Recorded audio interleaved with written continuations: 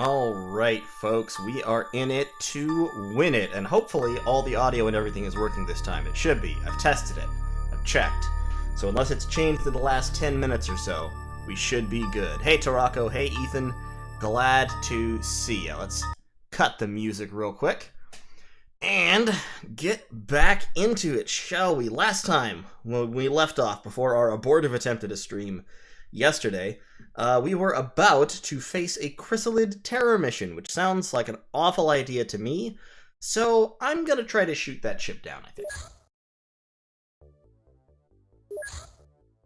So let's get both of our interceptors out to try and hit that terror ship, and we'll see what we can do.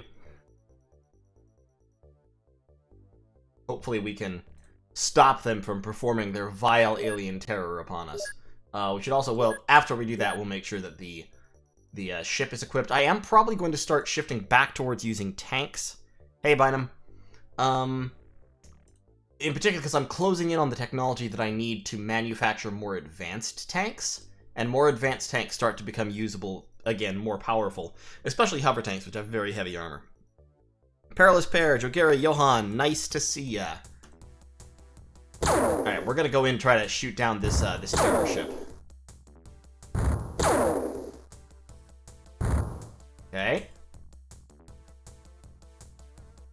3 hits, no kill. Try again. Oh god, please.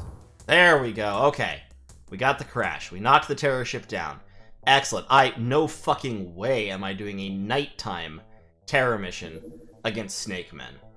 That's a scout. I could go hit that scout first. That might be good. I think I'm probably gonna do that. In terms of what we're manufacturing laser cannons just to make money. Hey, Jack. Yes, a new episode. So here's a thing. I can't actually make laser cannon tanks right now. It requires 25 workspace, so it has a high workspace overhead. I have a new workshop coming online sometime soonish, in 6 days. But, sorry, I was just looking at chat for a second. But, I don't have it yet, so I definitely need the new workspace there, and I'm starting to run out of space in this base. I don't really want to have another hallway connecting to my hangars, because I probably will get invaded at some point. Anyway, let's go hit that scout, and then after that we can reset and then go hit the terror ship. Does everyone have a power suit? No. Not everyone does have a power suit. Let's get everyone in a power suit, because that's the kind of caring commander and leader I am. We might need to build more power suits. We need more Illyrium. Yeesh. Hey, Ballin, William, Oneiros. Ballin, we have not started. No, we have not gotten any psychic powers yet. We are going to have to do that. That's going to be a horrible, horrible mission that everyone will hate, including me. And that reminds me, but before that, we have to research stun bombs, basically. Like, I'm not going to try to go in against psionic aliens without stun bombs. I've done that. It's possible, but it's horrible. It's the worst. So yeah, see, that would have been probably a nighttime mission by the time maybe we could have gotten to it during the daytime, but I'm just going to do it tomorrow. So, let's go hit this scout. And we do have, actually, our heavy laser. We have a heavy laser with us this time, so we will be using that as a sniper weapon. We also have some heavy plasmas in the car, and we probably will want them. So let's give our sharpshooters heavy plasma. You're a grunt, you're a scout. Lich Tarako here can have a heavy plasma. Cats Are Evil is doing alright with that. Scout, give the scout a laser rifle. This isn't a nighttime mission. You're just a grunt. You're a mook. Actually, let's give Humanitarian Raccoon the heavy laser. The heavy laser with the modifications actually does about the same damage as the heavy plasma. Hey, GC. Hey, I'm sorry. I'm just reading the comment. Hey, Herdalas, how's it going? Ethan King, no. When the terror ships reach their target, they disappear. You cannot shoot them down at that point. So we've got these heavy plasmas. I'm probably going to use... I'm gonna go ahead and use them. But we'll see if we can... This is just a scout. Snake Man can often take a couple laser rifle hits. One heavy plasma hit should pretty much put a Snake Man down. Like, no real problem. Yeah, let's... those in action, and let's get Muhammad in action with one of those as well. And then... related... standard human grenades at this point are pretty low value. They just don't do enough damage to really hurt the aliens. So we can actually start taking them off and pulling them away. Hey, Homan. Homan, the only real big weapon change that's been made is that, heavy lasers have been improved. So heavy lasers in the original just were not worthwhile.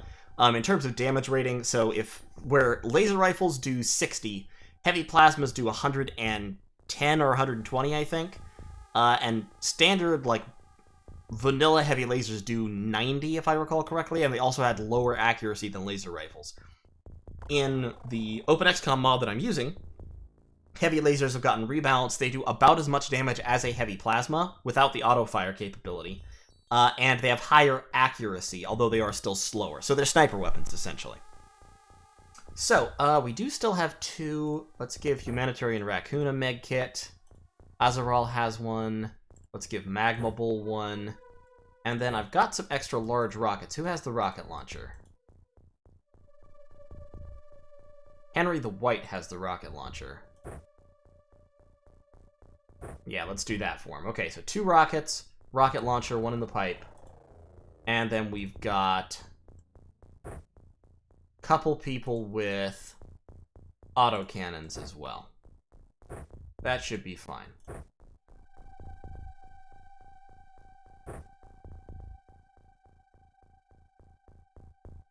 Let's prime it and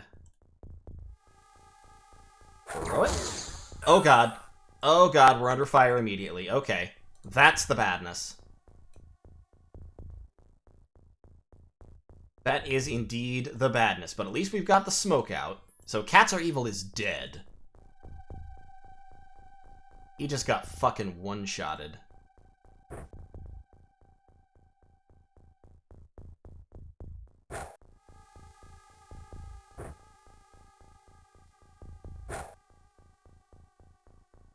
And, let's see what's going on. Hey, Magnus, hey, Minim. Who's dying today? Cats Are Evil, first of all. That's one reason why you like to have the higher level tanks out there.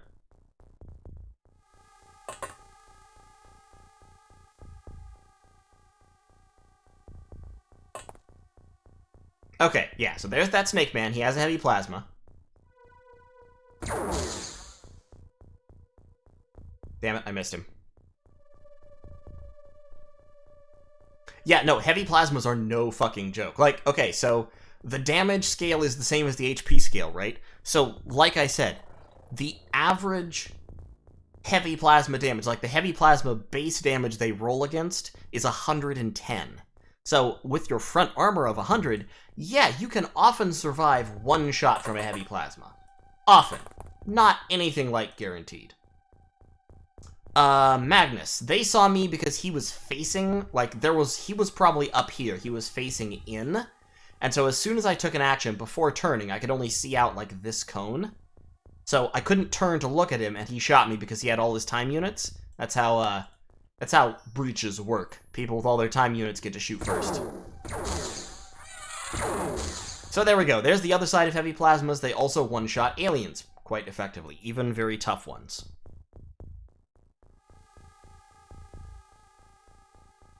So, we are in the corner.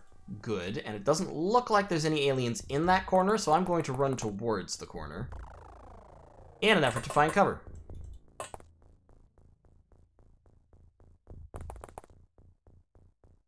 Bloop, just stay there. Looking down the pipe. Ballin Stalin. I saw that Ballin asked to be given a heavy plasma, but I don't have enough heavy plasmas yet to give everybody one, and Ballin's just a mook. Okay, there's another Snake Man with heavy plasma.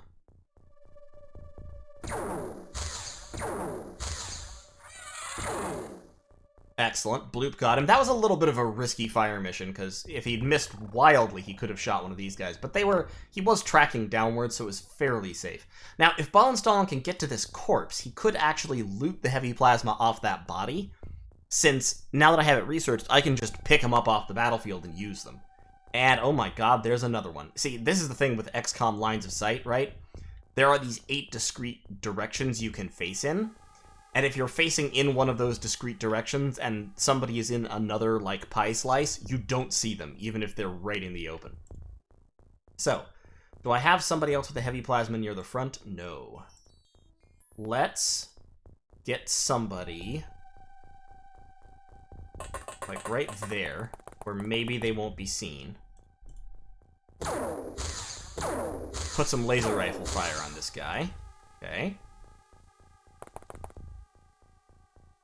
Ballin. Excellent. So yeah, you notice all these guys are carrying heavy plasmas. We are going to end up with a lot of heavy plasmas. We won't need that many guns, and the guns are worth a ton of money. So we are probably going to sell a whole bunch of heavy plasma rifles after this mission and make a ton of money. The ammunition we're going to keep, because the ammunition costs Illyrium, and as such is precious to us, since Illyrium is this game's, like, primary non-renewable resource. Now, Humanitarian Raccoon, get back over here. 71% accuracy with aimed shots. They cost 30 TUs. He does not have 60 TUs, so yeah, you can't fire 2 aimed shots. He can probably fire 3 snapshots at 48% accuracy if necessary.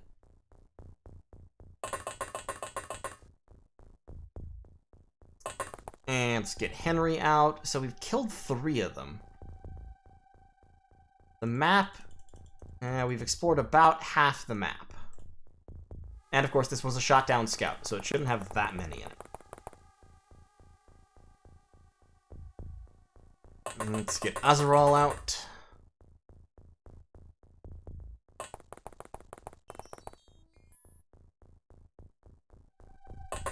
And then Nick Swanson and Magma Bull. They can just wait inside, I guess.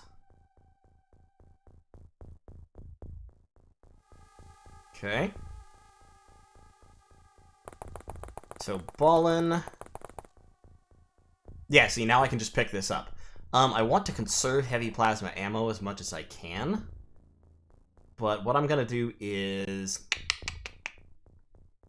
In the unpatched version of the original vanilla XCOM, incidentally, there was a bug with the way ammunition was calculated, which meant that what you really ought to do is at the end of, in order to conserve ammunition clips, because it's measured by the clip, right?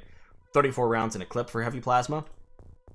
Any clip that had any ammunition expended was automatically, like, trashed at the end of the mission. So, like, this gun with 32 shots in it would just be unloaded, and that clip would disappear. So, what you wanted to do was, you wanted to unload all of your guns at the end of the mission, but before it technically ended, because that way, the clips were counted as separate items, and they were kept. Whereas if they were, you know, left inside the gun after having, like, 2 shots taken out of them, they would be discarded. Fun fact, this game had all kinds of weird little early 90s-esque glitches in it, which is appropriate since it was an early 90s game. That's probably no actual cover, but it might save you from a glancing shot, or from an inaccurate shot. Let's make sure there's nobody in this corner, which I don't think there is. Okay. Squid Mark II, you have another smoke bomb, don't you? Yeah.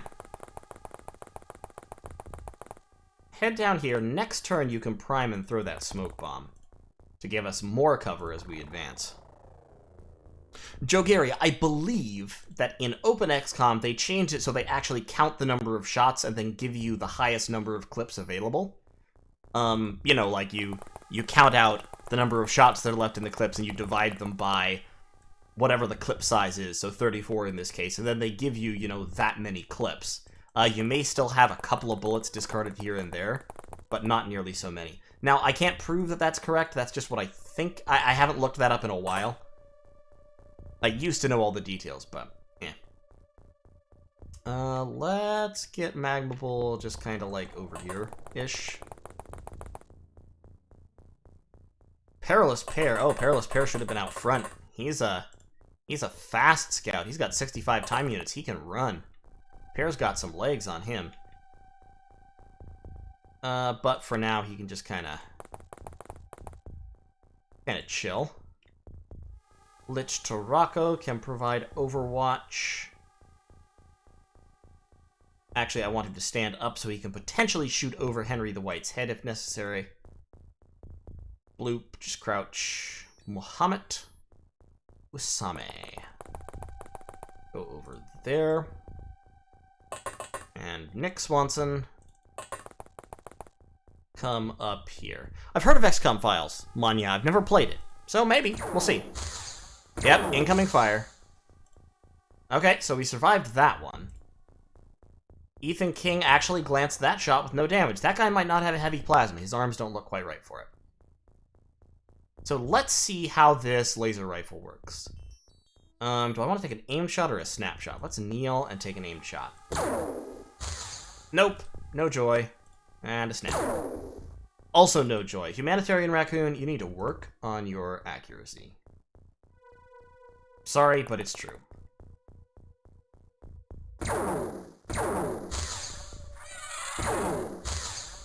Oh god, I accidentally killed one I couldn't see. Okay, yeah, he just had a plasma rifle, so that just bounced. And that was all of them. Nice. Killed 5 aliens, recovered 9 corpses, 8 artifacts. We did lose Cats Are Evil, but beyond that, that was pretty decent. So Robin Brown is now a captain, the Bloop is now a sergeant. Solid work, except for losing Cats Are Evil. That was a bit of a blow, not gonna lie. In terms of what we got from that, yeah, you can see we now have 27 heavy plasma rifles in storage, and that's not counting the ones that are on the Sky Ranger. So if we look at the craft, the Sky Ranger has 4 heavy plasmas on board with 12 clips. There are 27 more in storage. Things are automatically teleported to your storage as soon as you win a battle. So just, you know. I do need more smoke grenades. So what we're going to do here is we're going to sell our standard human grenades, which are not worth anything anymore. We're also going to sell 7 of our heavy plasmas. Since we have the heavy lasers, we don't really need plasma rifles, so I'm just going to go ahead and get rid of the plasma rifles, I guess. Jack Black. No, that was a crashed alien scout. So there had actually been 9 in the scout, but 4 of them were killed in the crash, which is a fairly high percentage. Normally it's like 2 or 3, but you know, worthwhile. Yeah, I really don't think I need a plasma rifle if I have the heavy lasers, so I'm just gonna sell all of those. The plasma pistols I'll still hang on to, but that will net me a cool almost 2 million, and then I can also sell the Snake Man corpses. Now, in terms of what I want to buy, I need to buy more some electroflares. I need to buy more stun rods just in case I get a good chance to take out a psionic before I have small launchers. And I need to buy a whole bunch more smoke grenades. And I also need more avalanche missiles. And then I have 50 more space in my living quarters. I have more workshop space available and I'm out of engineers, so let's hire like 15 more engineers, 4 more scientists. I think that's about the... I guess I can hire 9 more scientists. It says I have 100. Okay. I must have some transfers coming in already. Yeah, I already have 5 transfers coming in. Okay, great. So that's all Gucci. And we will... I did lose a power suit because of that, because of losing Cats Are Evil. So I need to manufacture some more power suits. So let's cut back to, like, 40 engineers on making money. And make, like, 4 more power suits. Okay, 4 days. Acres, yes, there is variance. There is a random amount. It's controlled by the size of the UFO. Hey, Airwax, nice to see ya. Okay, so let's equip our Sky Ranger. And for this one, since it's the Snakeman, I am actually gonna go just kind of full ham on the heavy plasmas. Like, we've got the autocannons in this battle are not going to be super useful. So let's cut down to 1 autocannon. The rocket launcher is fine. 1 autocannon, 1 rocket launcher, and then 12 heavy plasmas is going to be our loadout for this mission. We still only have 2 smoke grenades. Actually, no, we have the 1 heavy laser.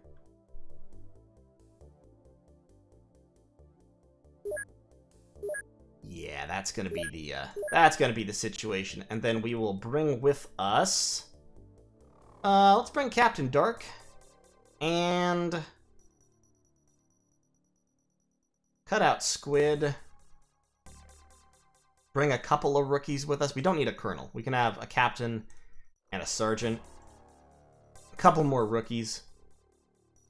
That'll be fine. We want to spread the experience out just a little bit. And let's go to that downed terror ship.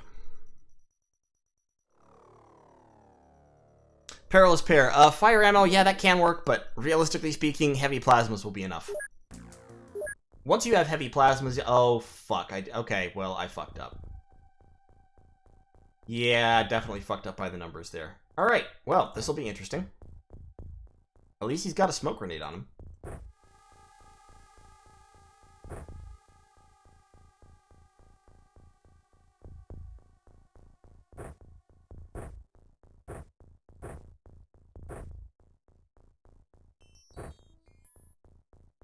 Yeah, I didn't remember to go back and change my, change the loadouts, so, hoppa, here we go. You can have that. You can have that ballin'. Just handing these things out like candy. Henry the White, yeah, you keep the rocket. Azarol. Nick Swanson gets the autocannon. Heavy plasmas again. We don't need flares. So what's going to happen here is the guys without armor are just going to hide. Except for Corona Light and Dark, who are, like, in the front of the whole fucking thing. On Eros, where is the armor? The armor is currently on the backs of people that I took off of the Sky Ranger when I was swapping people around. That's where it is. So... someone has it. People have armor, just not these people. So Dark, Corona Light, A to the K, Snoofer Wolfer 321, they don't have armor. Which is a fascinating decision on my part, especially because some of those people are actually my officers. Corona Light and Dark are both officers. And they're at the front of the Sky Ranger. Thank God I am in a corner, so it's very unlikely that Corona Light will be shot.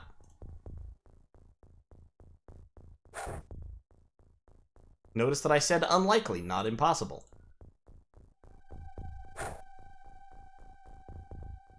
And now we kneel down, and we wait for the smoke.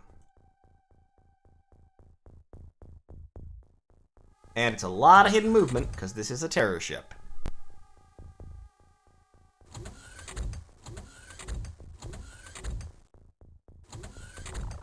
Hey, Jack Black, that's part of the OpenXCOM mod. So OpenXCOM fixes a lot of bugs in the original game, and it also gives you a whole bunch of, like, quality of life stuff like that, which I think is very neat. Okay, I don't see any aliens nearby, which scares me. I do see some hills, which makes me think that there are aliens on the other sides of the hills. There's an alien, I found one. Looks like he's just carrying a pistol. So what we're going to do is we are going to send out... So first of all, let's send Coronal Light out this way. Then let's send out Muhammad Usame. Oh god, double chrysalid. Kill it with fire. Muhammad, do not do this to me.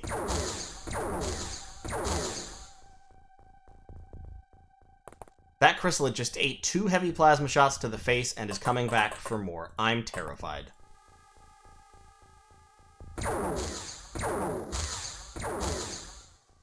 Oh my god, 3 shots? Are you serious right now? I can only spare a snapshot. Okay, thank god.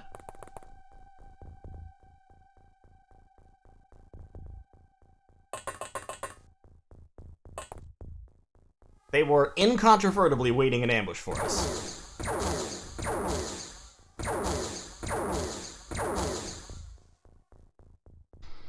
Oh, Jesus, Jesus, Jesus.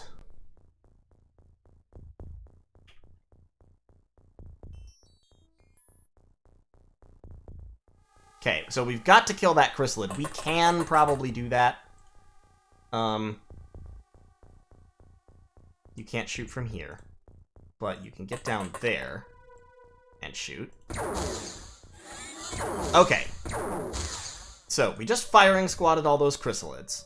That's good.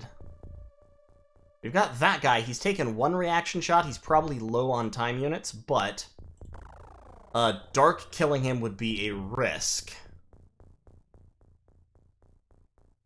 Perilous Pair. I believe there is another port of TFTD. In fact, I mean, playing TFTD, a fixed version of it, might be interesting. So, okay. We've got both the chrysalids. We've got that guy right there. I think I need Dark to take the shot. There we go. Alright. Welcoming committee cleared out. Let's try to face everybody as close as they can towards the enemy. And then let's get somebody in power armor kind of between Dark and potential gunfire. Let's actually move Dark back into the smoke.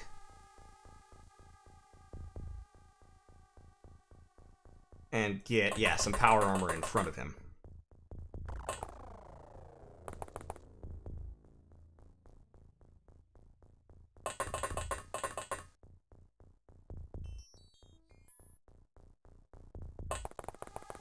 Humanitarian Raccoon, go over there. Great. And we're just gonna kind of unload on this side.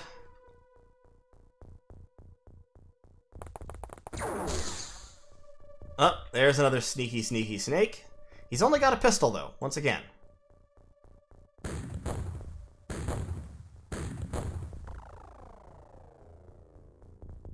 Azarol, can you auto-shot him? No. Can you snapshot him, though? Yes! Good job, Azarol.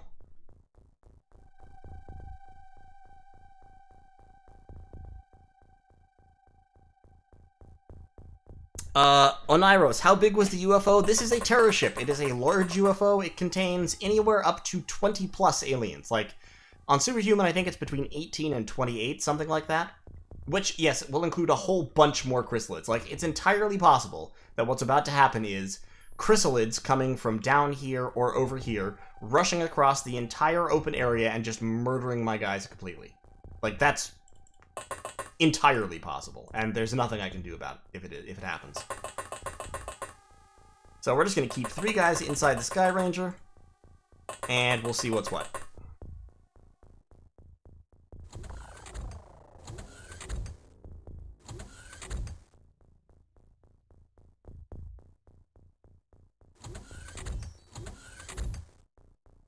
A lot of movement in and out of the Sky of the UFO. Hey, Ballin, why don't you go see what's going on? Ah, a chrysalid. A chrysalid is what's going on.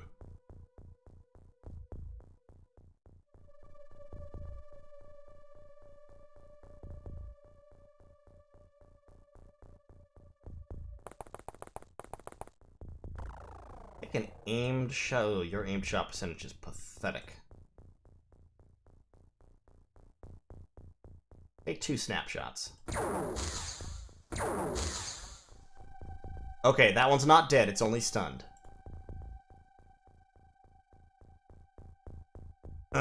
So we do want to destroy the body before it stands back up. Like, we really, really, really want to destroy the body before it stands back up, which means this sounds like a job for Henry the White.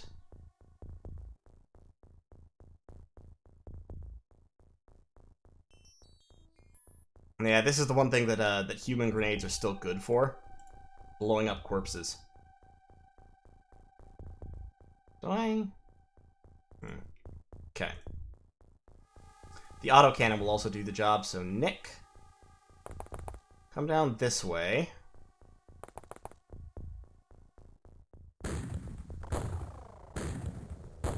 Why are you shooting so high?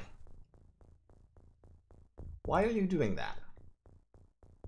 I really want to destroy that corpse this round. So I guess I'll call on Henry to do it. What's he need for a snapshot? 24 time units?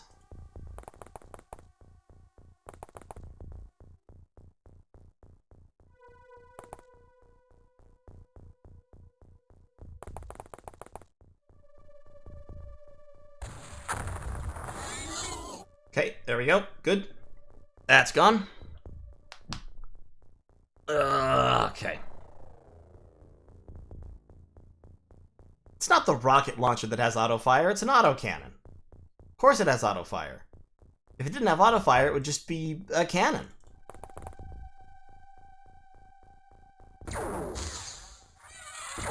Excellent. Oh, nice, he killed another guy in the darkness by accident. So, you can see the difference that heavy plasmas make, right? The heavy plasmas are just... I mean, yes, that first chrysalid took 3 shots because chrysalids are just like that. But against snake men and most other aliens, heavy plasmas just one-shot people. There isn't a whole lot of... Like, not many things in this game can resist heavy plasma fire. Chrysalids can, sometimes. There is an alien terror unit later on called a sectopod, which can, because sectopods actually have, like, 20% just resistance to plasma. They only take 80% damage from plasma shots. And, beyond that, heavy plasmas pretty much rule the roost. Oneiros, I destroyed the corpse because that chrysalid was not actually dead. If there's no scream when an alien falls down, then it's not dead. It's only unconscious and it can wake up later. Most aliens, if they wake up, cannot pick up weapons. However, the chrysalid, because it attacks with claws, always has weapons. So if it wakes up, it's still dangerous. I'm gonna get Azeral behind this hill. Yeah, the autocannon caused the small explosions. The big explosion was a rocket launcher, but the rocket launcher doesn't have auto-fire. It only has 1 shot. Perilous Pair, get down here. You are a scout, so come out kind of like that. There you go. You don't have any armor, so stay back with the armorless bitches. It actually works out since Dark and Corona Light are officers anyway. I don't want them out in front, so them not having armor matters less. Now, A to the K I would want out in front, except armorless. Let's do some squats to make sure we don't get any unfortunate reaction fire. Up. Okay.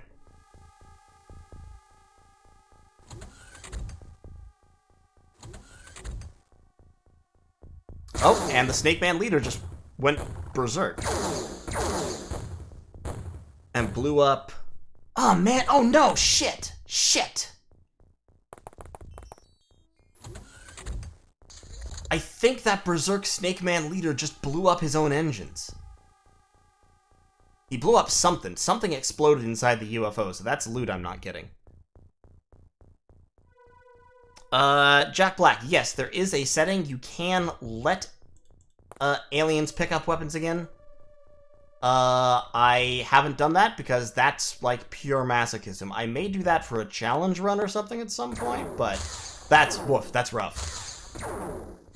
like, being able to manage which aliens have guns by knocking them unconscious is sometimes critical in this game, and if you can't do that, then you're, like, in even more trouble.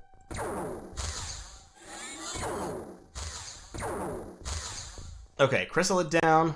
No line of fire on him, because I'm not high enough. I really need to get high before I can fight these aliens, effectively. No line of fire. Come on, man. He's only got a pistol anyway, so he's not super threatening. Let's get Ethan King. Yeah, it's just that same alien. Oh, can you shoot him now?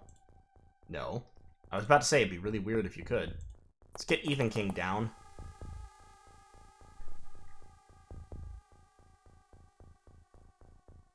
Actually, you know who might have a shot? Azrael might have a shot. Yeah, Azrael has a shot.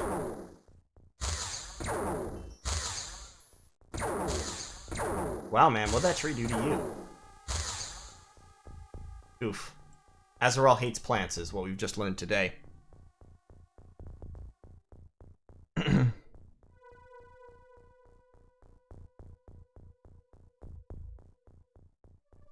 Okay. Let's move Nick Swanson forward, kind of daringly. What'd you have? Plasma rifle? Okay. That's the door! We do not want to get close to the door at the moment. We've only killed 4 chrysalids. There are probably more. Almost certainly more. Pair, let's prime that. Takes 16 to throw. So you can't throw it this round, so just, like, crouch there and wait.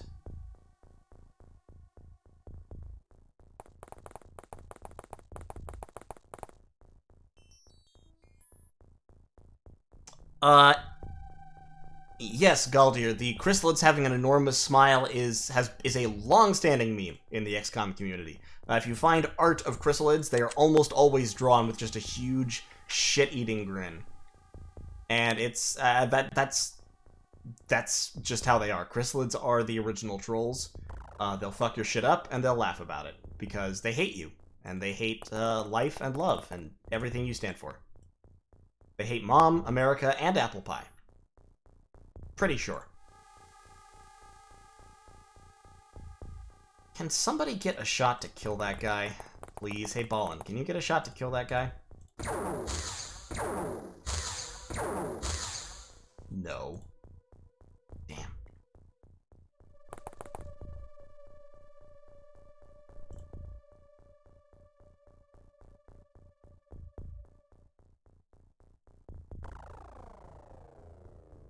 Oneiros. New XCOM, I don't think has Reapers.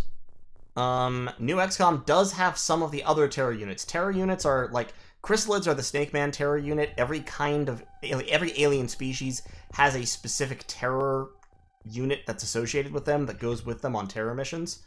The big 4-tile monsters you're talking about were the Reapers. They are the floater terror unit. They're not actually that dangerous. They can take you by surprise sometimes, but generally speaking, they don't hurt that much. I'm gonna hide these guys behind the ramp.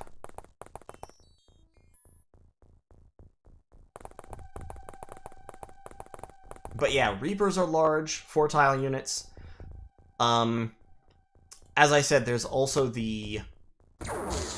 Oh, you can shoot now? Okay. There's also sectopods, which are much later in the game and suck tremendously. And there's... I think those are the only 4... Oh, and there's cyberdiscs, of course. Cyberdiscs also suck tremendously. They're the worst. I hate them. A to the K, go over here.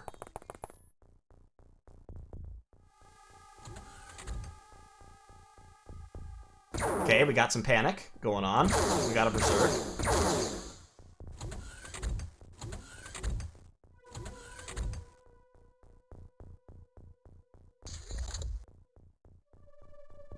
The leader didn't berserk again, though.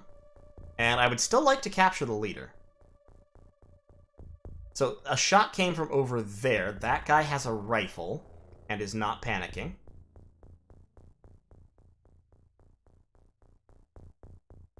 I've got kind of too much of my own people in the way to take sniper shots across the map here.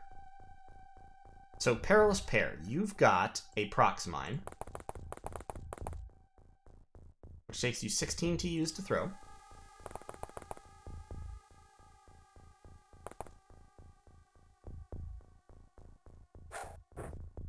Excellent. So we've covered the door with a prox mine. Prox mines usually will not kill a chrysalid, but they may kill a snake man.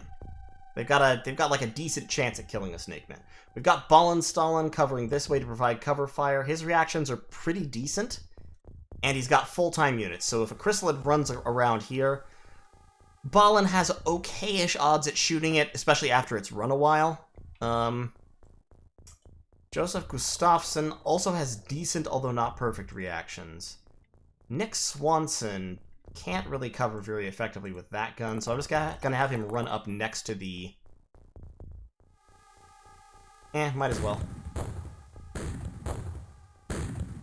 Throw some high X downrange real quick.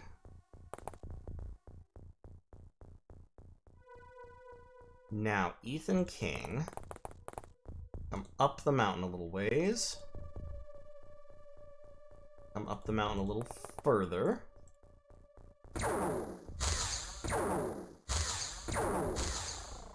Nope.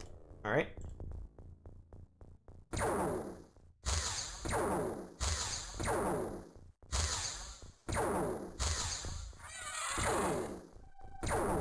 Excellent.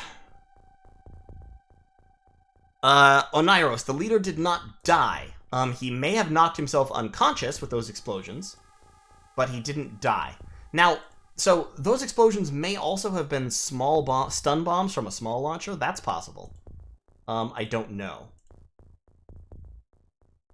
But I think it was him blowing up something in the ship, and I think the only things that blow up like that and are arranged in threes are the engines. Now, I don't see a hole in the roof, but on these terror ships, if the engines blow, usually they don't leave a hole in the roof, because the roof is too high.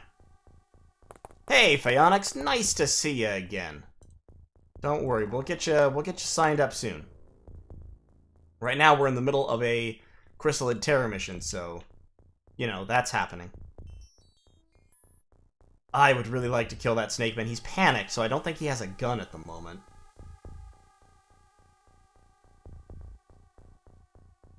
But maybe Joseph Gustafsson can get, like, here and shoot him.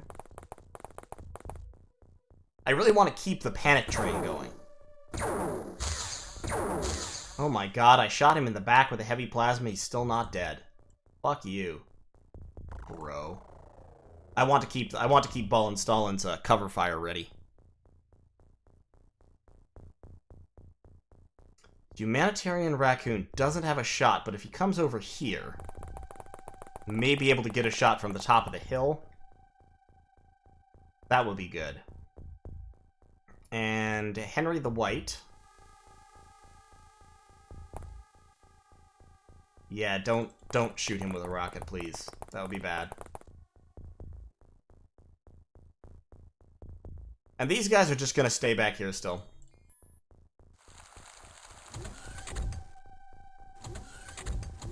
Okay, more panic.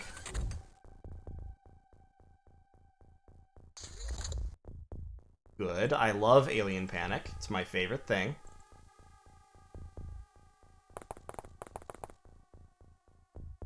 Why do you only have 19 time units? I guess that hill was really tiring to climb. There we go. Oh, actually, he still had a gun. He hadn't panicked. Yikes. Really glad I killed him. So this will blow up in that region. It should catch... I think if somebody comes out this door to that square and then immediately moves away, they might escape the prox mine. Which is unfortunate, but there's not a whole lot I can do about it. Let's get Perilous Pair right there. Let's get Joseph Gustafsson right there. Nick Swanson can be over here. Ballen is doing fine. I'm sorry if you can hear my phone vibrating. Somebody is trying to call me. I don't recognize the number, so I'm not going to pick that up. Humanitarian Raccoon. Get on the hill over there.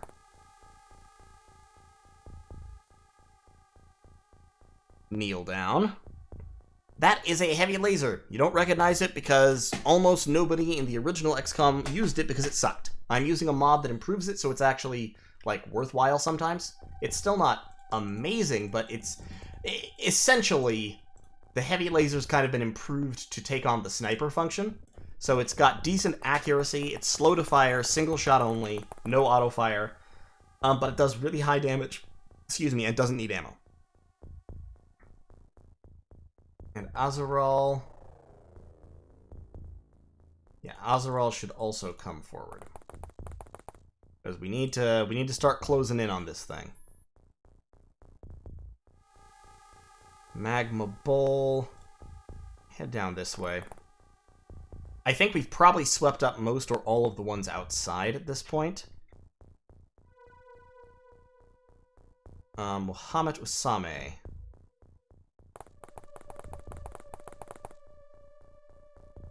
That way. Ballen's fine where he is. Let's send Snowwolfer up this direction. A to the K up that direction. We're going to have these guys sweep around the other side of the UFO and join the team that enters through the opposite door. That should be a little bit less dangerous because the first entering team should draw the enemy's attention. But I need the bodies. Ooh, Nelly. Okay, panicked soldier. Yes, sectopods are vulnerable to laser damage, so actually, even in the original, like, killing sectopods was pretty much the one thing that heavy lasers could do, but you still didn't do it with them very much. Can you shoot him, please? Okay, no one-hit kill there. Damn. Oh my god, sometimes these aliens just suck up fire. It's just because the damage model in XCOM is very random. It can be frustrating, quite frustrating, actually. Snowwolfer, why don't you take an aimed shot? There you go, Snowwolfer got a kill. Good job, rookie. Okay. Now, we're gonna need to clear that before we enter. Which is going to be a dangerous moment. Okay, got it. So now, we need people to close up and make very ready to provide covering fire.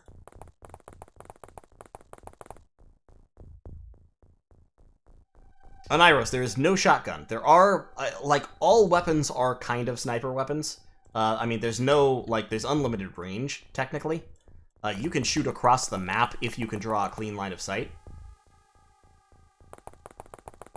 And fluff-wise, the weapons are. Like, fluff-wise, the original rifle is like a pretty heavy-duty gun. How many have I killed? I've killed 1, 2, 3, 4, 5, 6, 7, 8, 9, 10, 11. I've killed 11. I know at least 3 or 4 more have panicked in there. So I should be in decent shape. Humanitarian Raccoon's gonna stay there, covering us, and Azaral can come up here. Okay.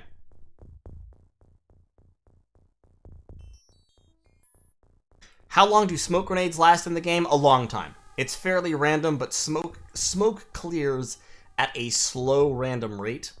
It's related to how much smoke is on the map in total, like a percentage of the total smoke clears every round, but it's a fairly small percentage.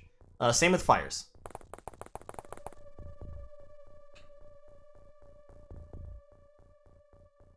Okay, A to the K, just get back down there a little bit so you aren't shot to death. Corona Light. Stay behind people. Dark, yeah, you just stay there. Honestly. Okay, panicked soldier.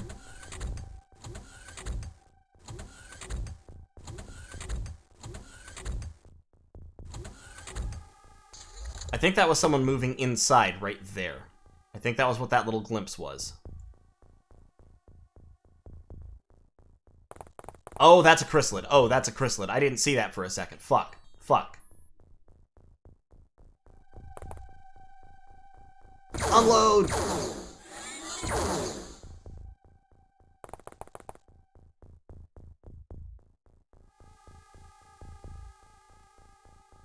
Okay, well.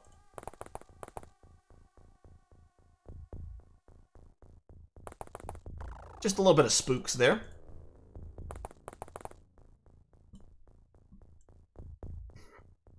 Keep the old spook senses tingling.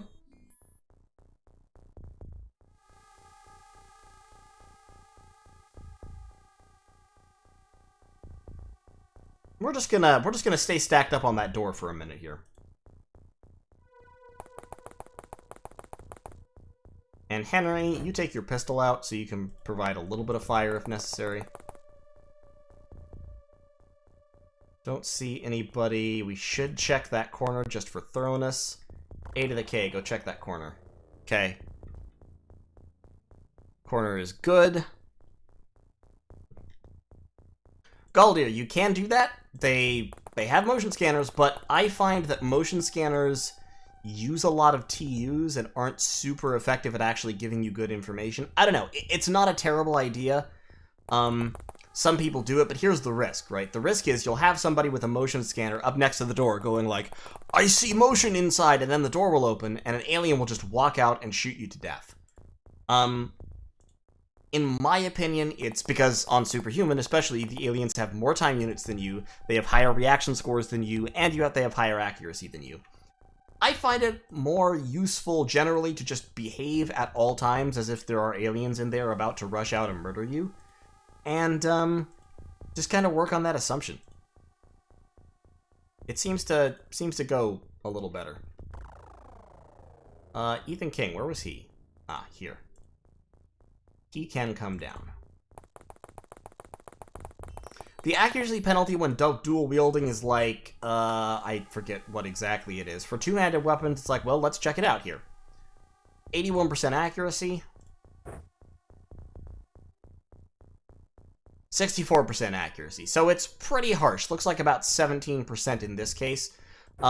Probably affected by your total accuracy score. I imagine it's like 20% of your total accuracy. So it is pretty harsh, but when you're using a rocket launcher, it doesn't matter all that much. And when you're using a laser pistol, it doesn't matter all that much, because laser pistols are rapid fire, very rapid fire. You can auto-shot this baby like 4 times, and relatively short range. So like, they're effectively short-range submachine guns.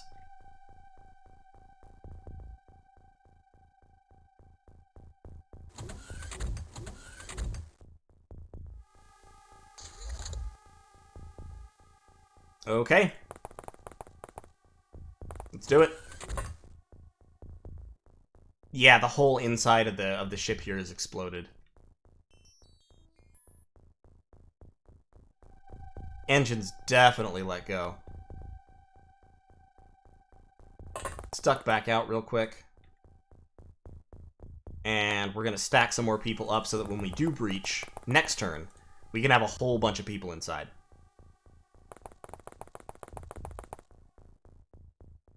Correct. One-handed weapons have no penalty. So you can use a pistol and a stun rod. That is one use for plasma pistols if you want to do that in the late game, because plasma pistols have the higher damage. You can also do... Most weapons are two-handed, so most weapons you don't want to dual-wield, really.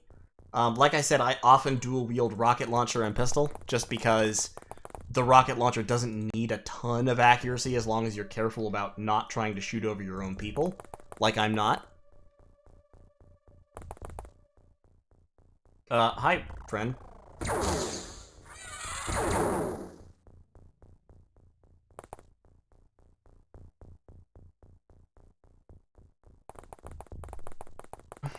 So we're doing pretty good.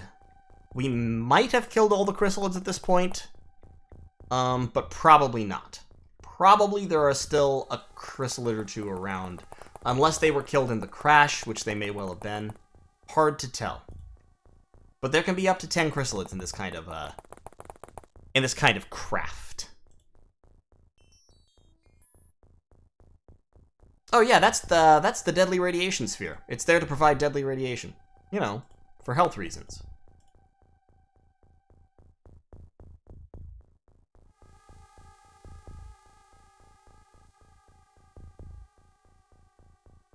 Okay. You can see, by the way, she actually ran out of energy before she ran out of time units. You spend energy walking around as well as time units, so if you have low energy and high time units, you can't actually walk as far as you think you can. Corona Light has quite high energy compared to her TUs, so she can run around regardless. Anyway, the regeneration rate is lower than the time unit regeneration rate, for energy that is. So that's the way that this game creates a mechanic where you can always shoot as much as you have time units for, but if you continually run and run and run and run and run, after several turns of continuously running, your run distance will be decreased because your energy will run out. It's interesting.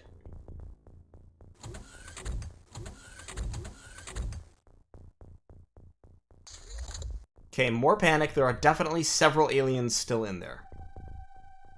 Definitely several aliens still in there, so humanitarian raccoon.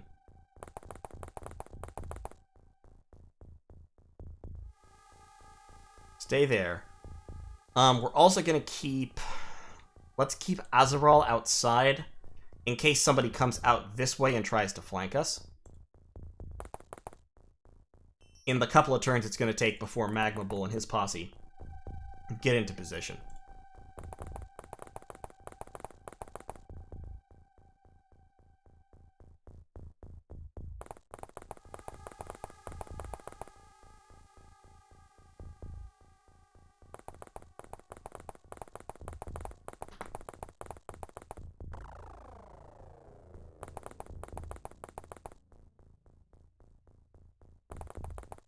Okay, get these guys moving up there.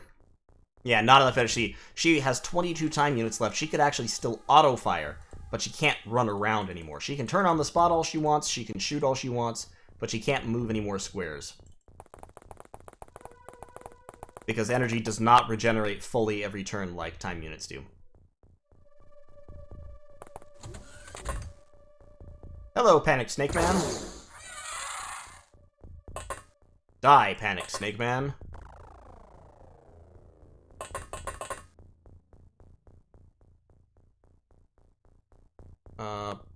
Ballin, get in there. Why did the roof appear? That's extremely unhelpful. I pressed a button, I guess? Okay, yeah, I pressed the multi-level view button. I didn't mean to do that. We're gonna get these two guys in here just looking, just waiting for somebody to come by and try to run past them. Yes, exhausting your energy is one of the major factors that governs increasing it. Like most things in this game, actually. Kneeling there actually probably didn't matter.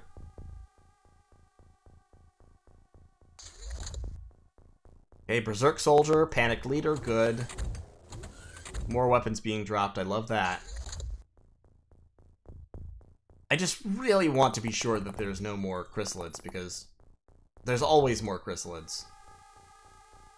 I'm not even gonna lie about this, there are always more chrysalids. When you think that there are no more chrysalids, that will be the time when you turn around and there is a chrysalid behind you. Just smiling. Just a smiling fool of a chrysalid ready to shove you full of eggs.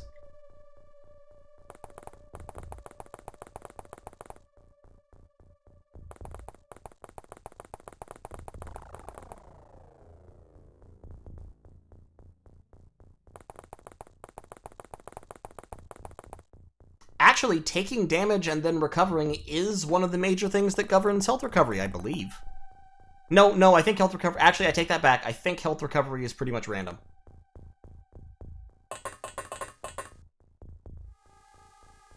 He didn't have a gun, but he did have ammo on him.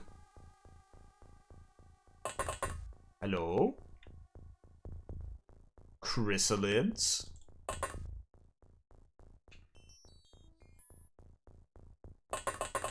Are you there, Chrysalids? It's me, Tasty Humans.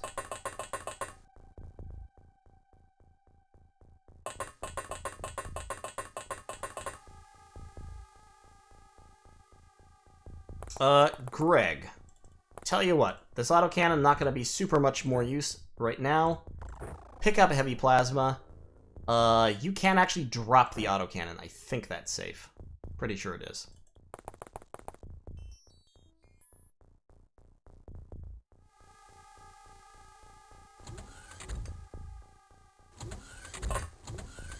Oh no. Oh fuck, here it comes. Come on now, get him, get him, get him, get him, get him, shoot him! Jesus Christ. You lucky sons of bitches.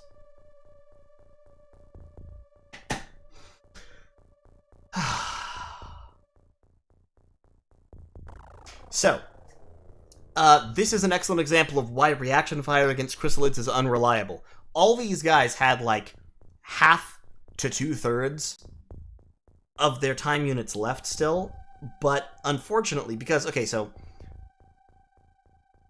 whether you get a reaction shot or not depends on where you are on the stack, which is a hidden, like, behind-the-scenes mechanic here. Basically, this game keeps track of a derived value for each unit that is derived from their reaction score and their time units remaining as a percentage of their total time units, right? So, if you have a high reaction score and all your time units remaining, it will hit your point in the stack sometime during the enemy turn, and then you'll get to take a reaction shot. That's when your stack comes up during an enemy turn, you get to take a reaction shot.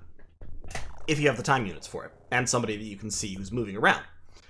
So, that's why the scouts, the guys with high reaction scores, are valuable, because if you have a high reaction score, that value is higher because your time units remaining get divided by a lower number. Unfortunately, chrysalids have a super high reaction score, and like I said, they have 120 time units.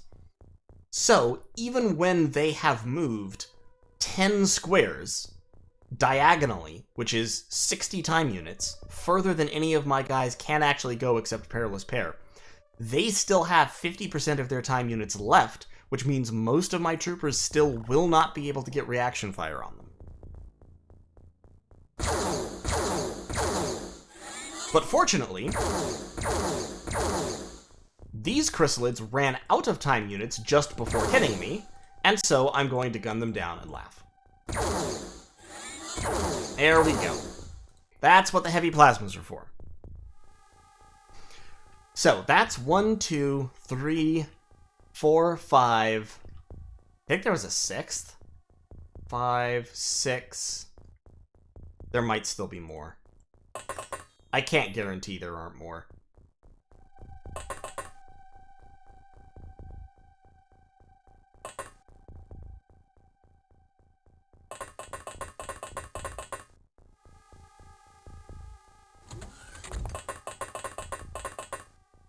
Can you reaction attack in melee? Only if you have a melee weapon. Most weapons don't have melee attacks.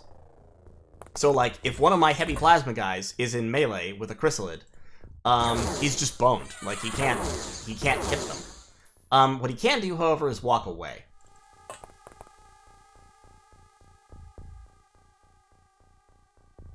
There is a... But you mean, can chrysalids reaction attack you if you're in melee with them? 100% yes. They can and will and do. Alright, so the exterior is now clear. So Azeral can come in.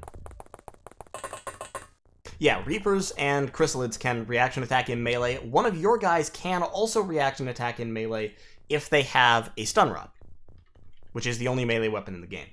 There's an XCOM util / open XCOM mod that gives all guns like a basic stun damage melee attack. I don't use that one. I don't know. It just doesn't seem... It seems further from the original than the basic quality of life improvements somehow. Maybe that's just me being a grognard.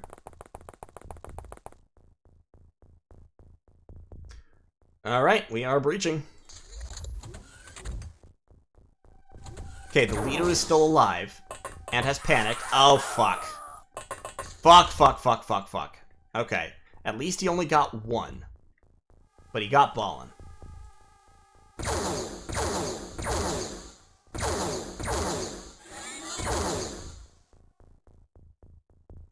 Okay, there's a chrysalid.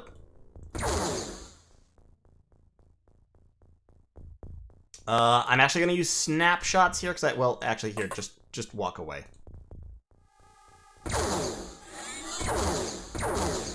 Excellent. Oh, and that, we actually blew down an interior UFO wall. That is a small chance to happen with heavy plasmas, because they are very powerful guns.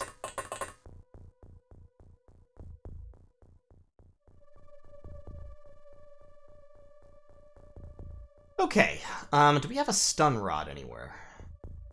Near the front.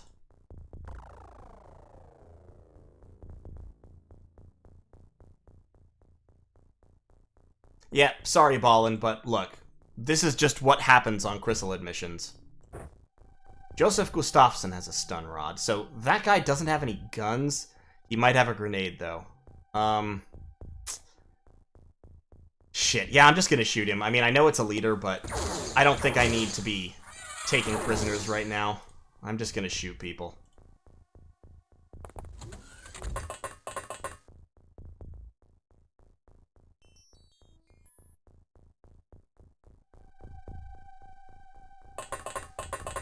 Keep cover right here.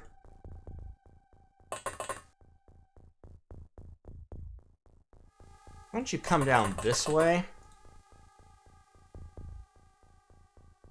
And humanitarian raccoon, because that's 1, 2, 3, 4, 5, 6, 7, 8. That's probably all of the chrysalids.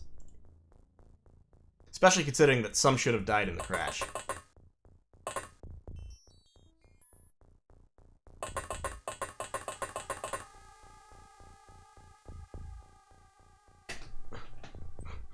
Hey, Althea! Geji, nice of you to join us. Alright, I'm doing the risky thing. I'm bringing in the armorless troops. But I don't think there's a whole lot of guns left to shoot at them at this point.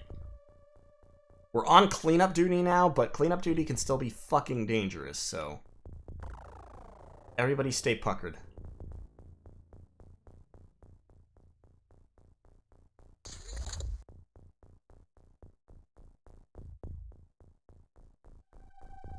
Okay, I think that was very, very fast. That might mean there's only that one panicked soldier left. And maybe the leader, unless that was the leader that I shot.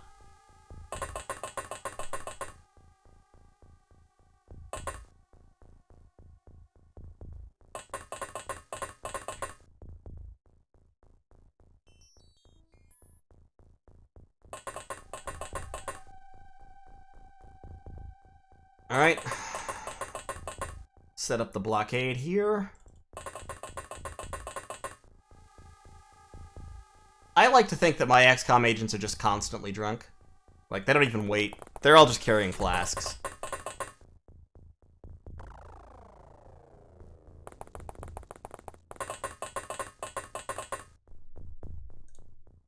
You need something to keep you going in this job. And I'm pretty sure it's liquor. Probably other drugs as well. Definitely do some squats back here so you don't... don't firing squad these guys in the back. Firing squads with heavy plasmas can absolutely shoot through the back of... rear armor is only 70 on these suits. It's a lot of armor, but not enough to withstand heavy plasma fire.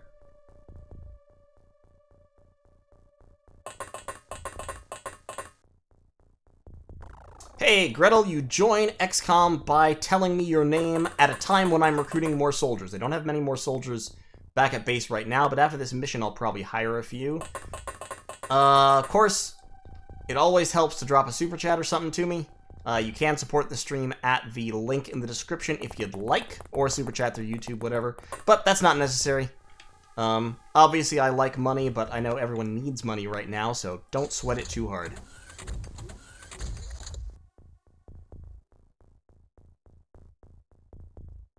Yeah, that sounds about right, Henry. Alright, Joseph. You're gonna be the brave man.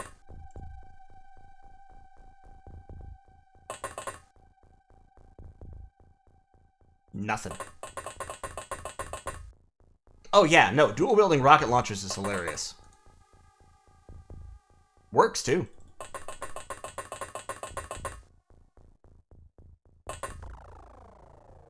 Okay, we got 3 guys on the 2nd floor.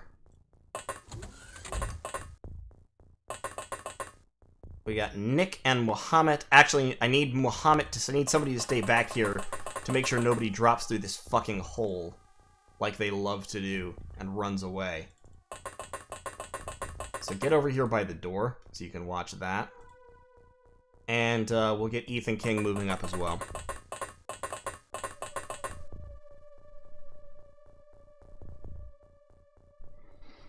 Oh yeah, no, honestly, chrysalids are like one of the best parts of this game. Not just because they're like cool, although they are kind of a cool concept, but also because they're legitimately fucking terrifying in a way that most, I would venture to say most, like, video game enemies are not. But chrysalids are genuinely scary, and they stay scary all game. Hey, Herdalos, yeah, Ballin got chrysalided.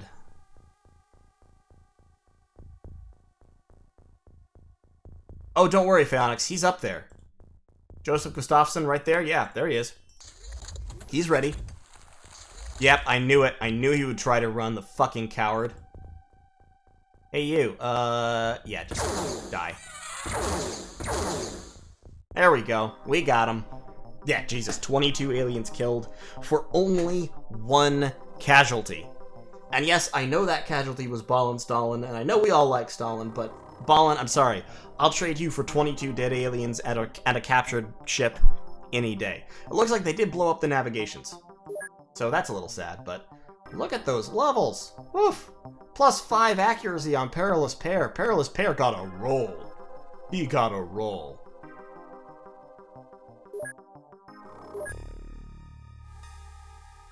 Alright. Rip Stalin. I do definitely need to hire some more soldiers. I've got 22 right now. Let's hire in 10. You can actually see in the memorial, I've recruited a total of 68 soldiers and I've lost 36. So total casualties, about 50%. A little higher than 50%. They have been going down lately though, because a big part of that was that the 19th of February was a disaster. The 3rd of February, also fairly disastrous. But the 19th was absolutely a slaughter. After that, things have calmed down a little bit. We lost a whole bunch on the 9th of April. I think that was a terror mission.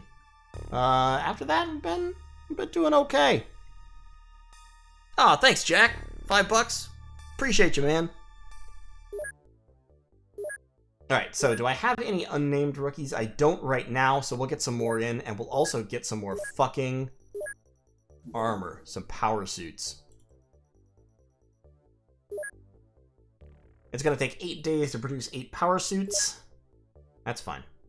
And we will sell while we're here. 18 heavy plasmas, 37 clips. We'll keep all of those. Now, we probably don't need 18 spare heavy plasmas, but we'll keep them anyway. We will sell some plasma pistols. Actually, you know what I'm going to do? Nah, I am going to sell the plasma rifles. I'm going to sell the plasma rifles and the rifle clips. I need to research stun bombs soon. I'm also going to sell off these bodies real quick. But I'm beginning to enter, like, critical Illyrium shortage territory. As soon as we get living quarters, we're actually going to station some soldiers in Mar-a-Lago, and we're probably also going to build some tanks for them. But that will be in just a little bit here.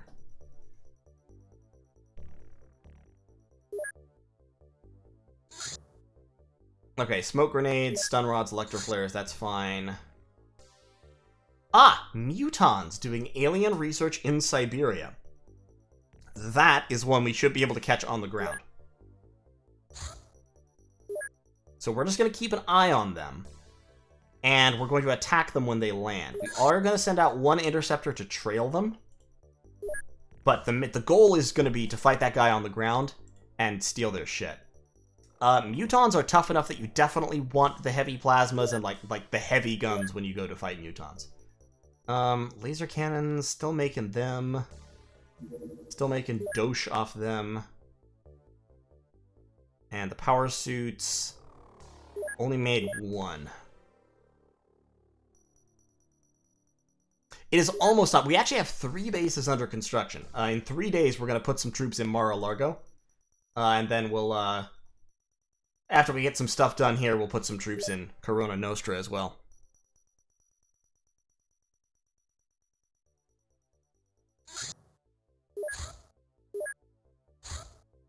Follow those Mutons! Nope, don't shoot them down, just follow them.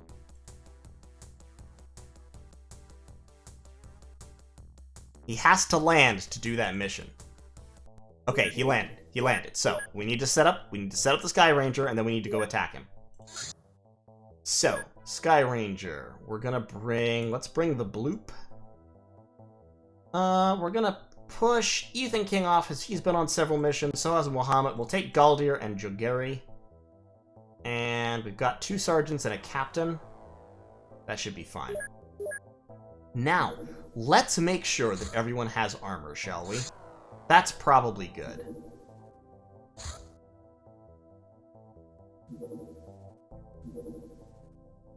Probably everyone wants to have armor for this little jaunt.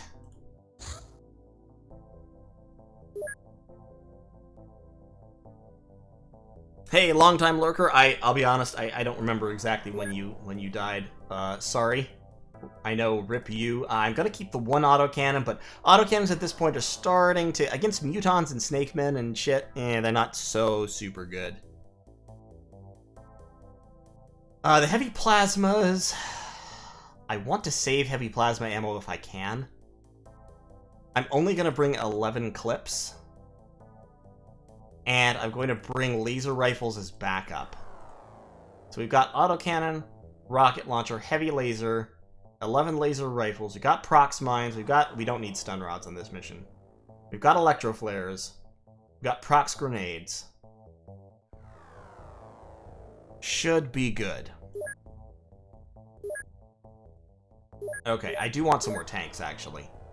I might just go ahead and buy another rocket tank just for scouting purposes. Let's go ahead and buy another rocket tank just for laughs, and... let's go intercept those Mutons.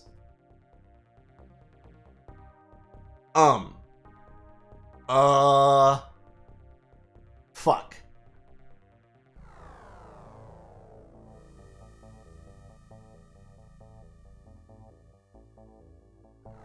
Okay.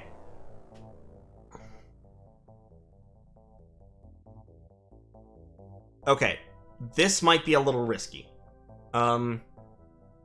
So, if that battleship finds us and attacks us, we won't have whoever's on the Sky Ranger. However, we do still have... Shit. How many troops do we have? Like 8? I don't think they can find us. None of their scouts have survived here in Asia. Their scouts have survived in Africa, but I don't think they've ever actually completed a scout mission in Asia. So I think that battleship is going to have to search around, and the odds of it finding us are low.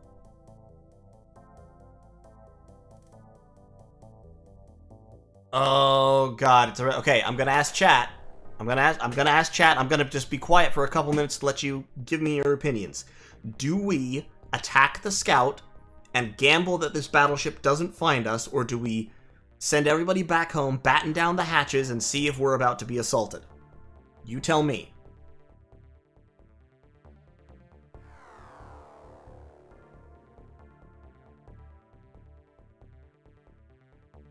This is, note, this is a Snake Man battleship. It does have chrysalids.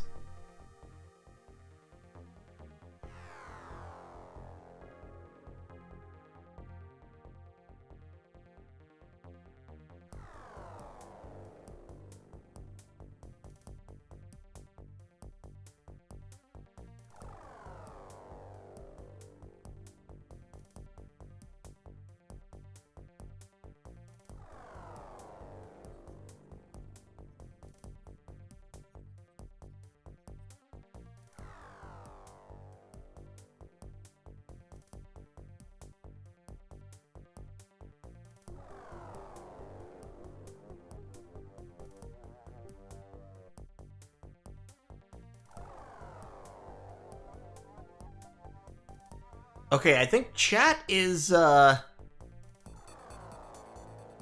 chat appears divided. Jack Black, Henry, Joe Gary want me to attack. It looks like the consensus is probably to go back to the base. Magnus, the game doesn't end because I do have other bases. But, okay. So, what we're gonna do is, we're gonna bring the Sky Ranger back to the base. I'm gonna leave my, no. Sky Ranger, return to base. I'm gonna leave this Interceptor in position so that if they take off, we can hopefully shoot them down. In fact, I'm actually gonna send out my second Interceptor to spell him, because he's almost out of fuel.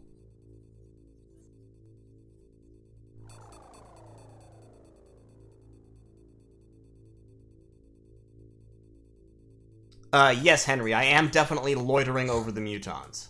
But yeah, this guy is not going straight for my base, so he doesn't know where I am. He's still searching.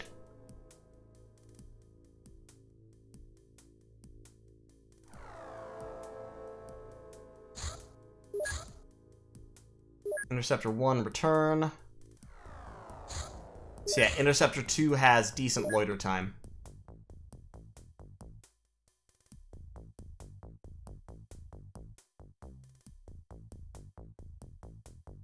Yeah, this battleship has no idea where I am. Pretty clearly.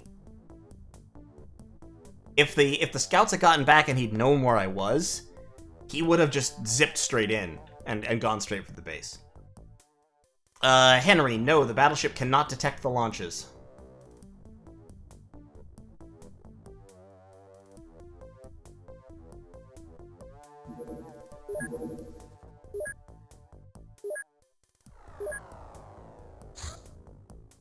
He's still searching around. He hasn't decided to leave yet.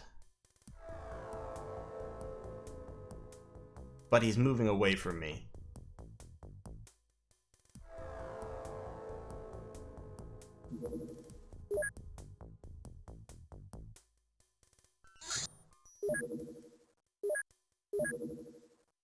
Interceptor 1's still refueling.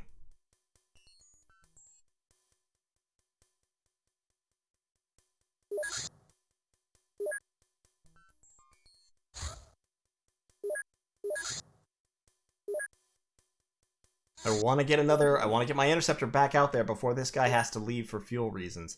He needs like 20-30% fuel to get back to the base.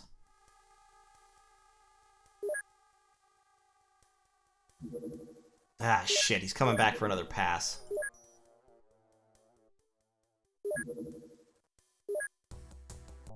Hey, wait, no.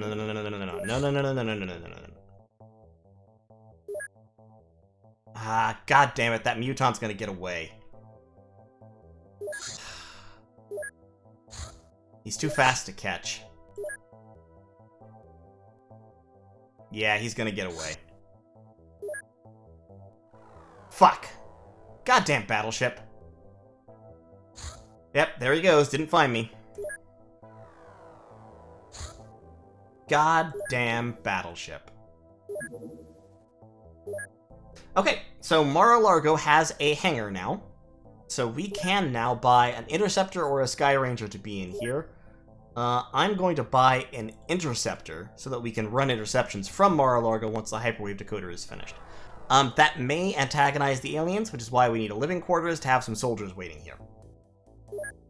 But we're going to buy an Interceptor, and we're going to buy 2 avalanche launchers, and like 18 missiles.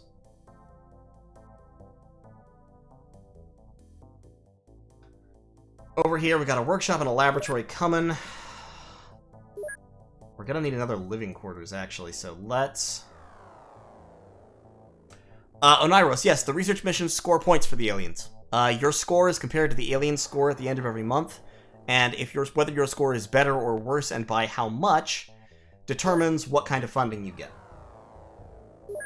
Let's sell... I have 2 extra avalanche launchers just sitting around, and I don't know why. I'm gonna sell them. Do I have anything else I can sell reasonably? I could sell this mine probe because I'm never using them. I haven't used them at all, but... I'll keep it just in case. Oh, Alien Entertainment. I can sell those.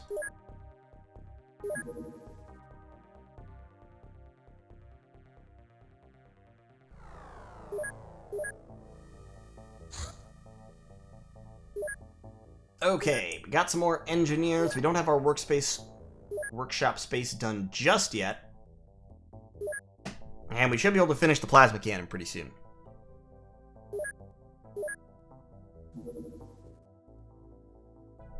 Oh god, that's another one. Alright. And they found us, so here it comes. Here come the chrysalids. Ugh. Fuck. Alright. Well.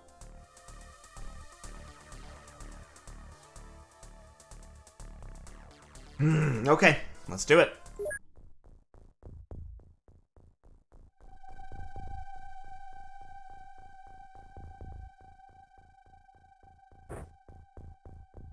Let us do it. We are definitely busting out all the heavy plasmas we can in this mission, because we will need them. God knows. Smoke grenades are not going to help us a whole lot. Electroflares may, because the lighting can get damaged during these battles. Oops, I pressed the wrong button.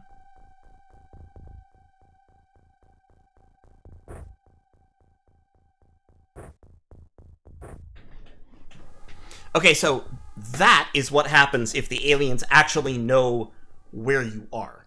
They just come straight in and ram a battleship into your base. No hesitation, no mercy.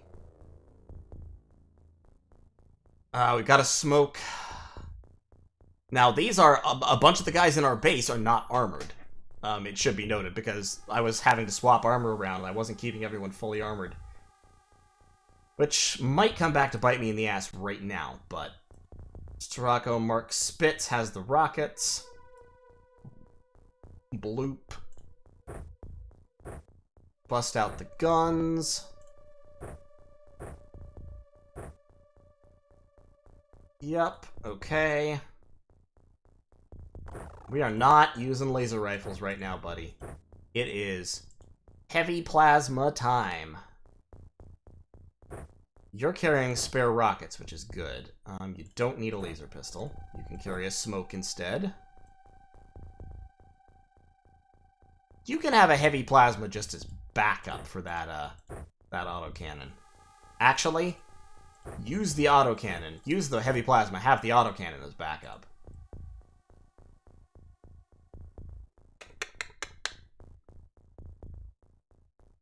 Okay. So, welcome to the base defense screen. All the aliens will spawn in the hangars up here or in the lift. Which is why I built the base this way. We can look at the map, you can see all of these represent actual structures I have really built. There's one in construction down here and in construction up here, which is why those spaces are still filled with dirt. They're not finished. So I have choke points. My main choke point is this long hallway here. If the aliens get down into this area, they can split off in this direction, and that will make things more complicated. But generally, all I have to do is get all my guys over here and hold this hallway like my life depends on it. Yeah, if defenses shoot down an alien battleship on a retaliation mission, they will just send another one. You have to actually win this fight to stop the retaliation. Okay, I don't see anyone immediately. We are going to lay an ambush. So, this is Snake Men. That's really bad in some ways. It's really good in another way, which is they don't have any psionics.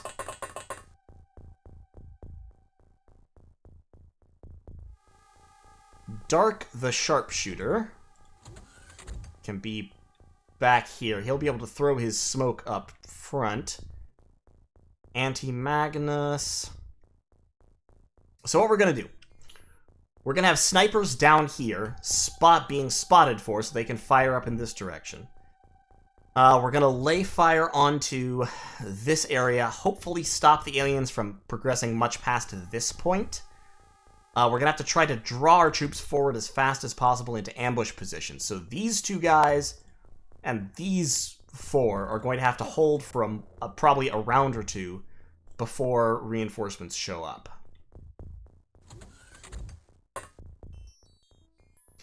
And they are going to have to hold against chrysalids. We do have a whole bunch of spare equipment just sitting around up here in storage, but everyone has the guns they need. And I can't put on armor during the fight, so, you know, it is what it is.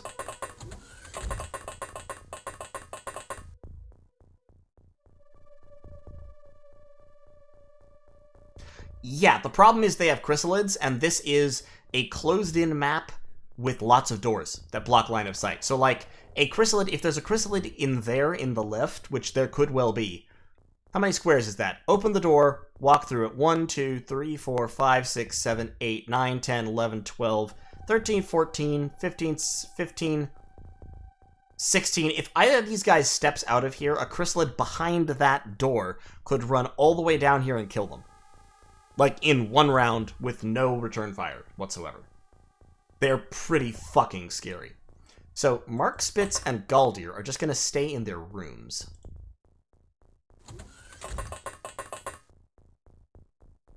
Wilhammet can cross. Ethan can stay there. I'm keeping everyone out of sight of the aliens, so they don't know where I am. Humanitarian Raccoon. I don't know about having a single-shot sniper weapon. Pick up a heavy plasma as backup. Drop the flare. I don't have enough time units to drop the flare. Humanitarian Raccoon needs to load a little better.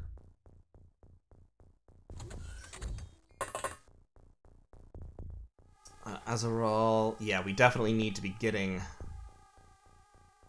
more troops to the front. ASAP.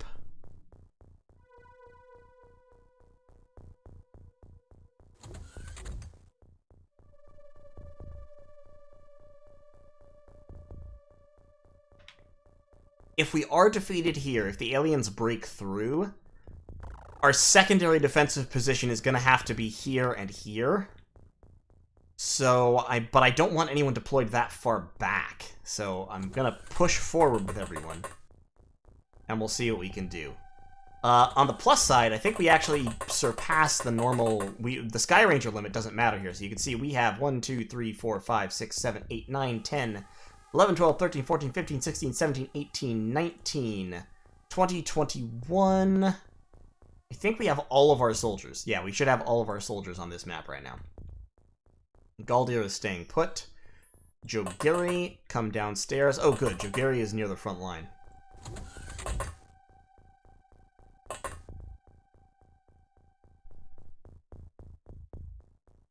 Hey, cats. You're dead. We are defending the base against an attack of a Snake Man battleship loaded with chrysalids. And they might have blaster launchers. I don't know. It's possible. I need to spread these guys out if they do, but right now I need them to rush up to the front line, like, ASAP. Good old Bloop is right at the very back of the base. Gamorana. As long as they don't know where my troops are, they can't blaster bomb them, which is why I'm keeping everybody out of sight at the moment. Run to the sound of the guns, lads.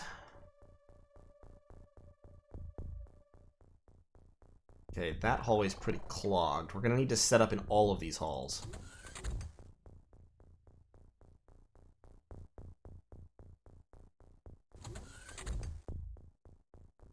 Alright, here they come.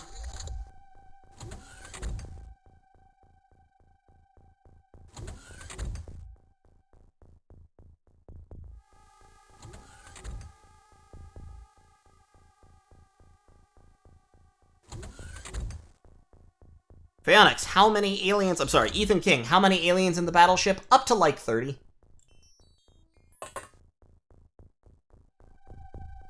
Okay, that might actually be dark, because it's kind of shadowy. Yeah, it was dark. Oh god, he has a blaster launcher. Fuck.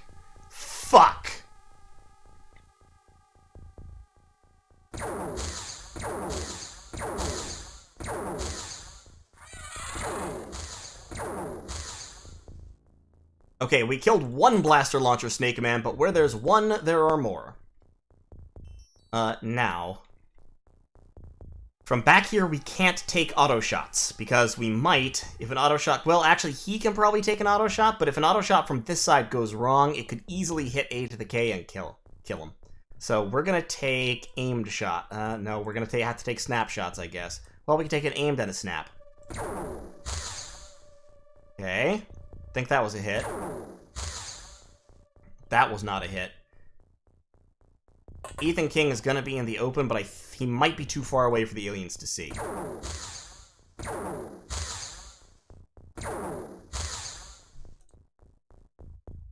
Alright.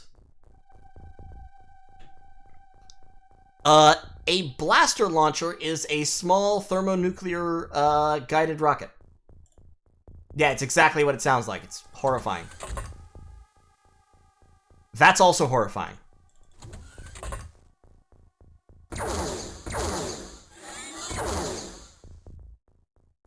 Okay, Galdir, go back inside. Mark. Aimed shot to right here. Good job, Mark. Your country thanks you. Now I think I need, lights. Probably.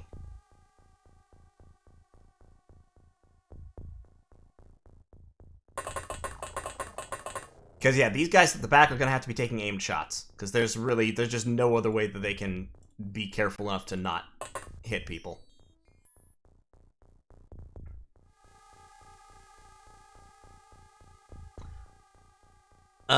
Can I get mines in the entryway? Yes, if I can get somebody with prox mines up there, I can definitely throw them in the entryway to help blow up the aliens as they advance.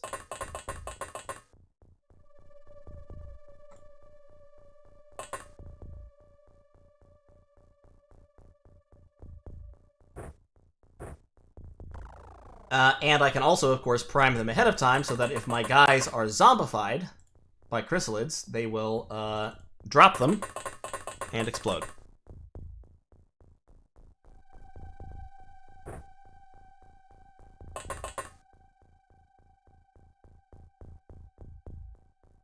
Robin Brown, duck in there. I'm gonna start having people duck into these rooms as they close in, just in case something terrible happens.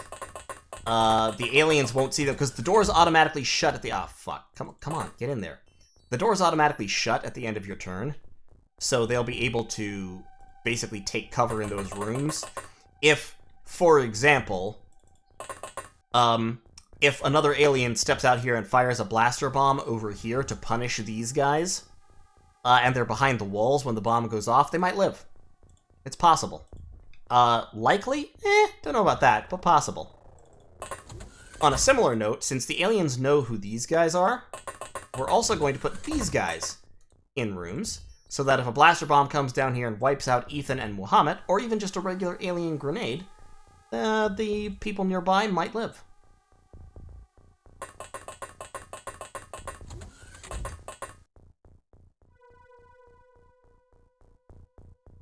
Bloop. Get up here.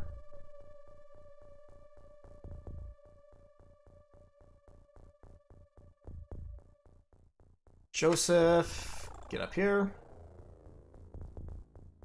Squid Mark II. Break down that way.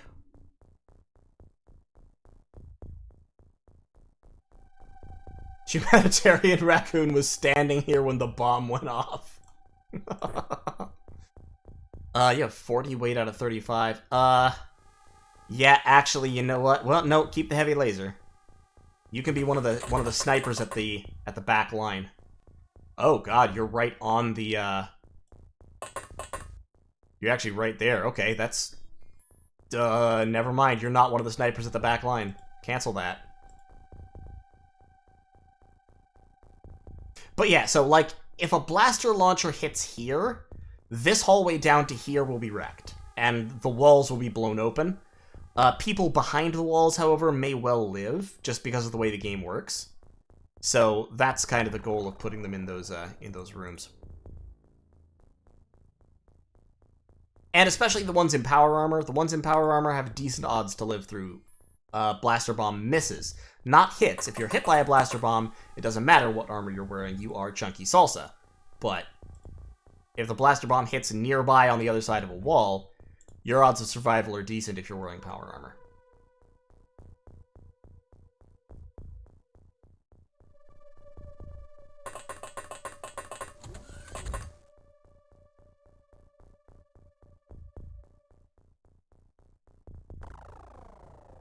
Okay.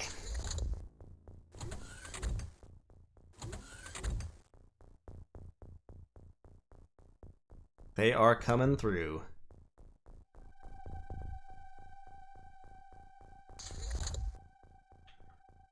Alright. Hi, Chrysalid.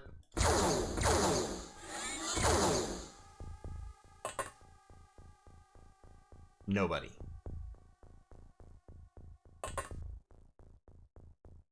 Three people, including another Chrysalid. Slap another rocket in the old launcher! I need 30 for a snapshot.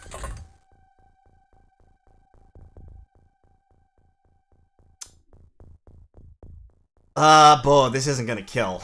I can probably get them with a little bit of splash damage, but right now, let's just auto-fire on that Chrysalid.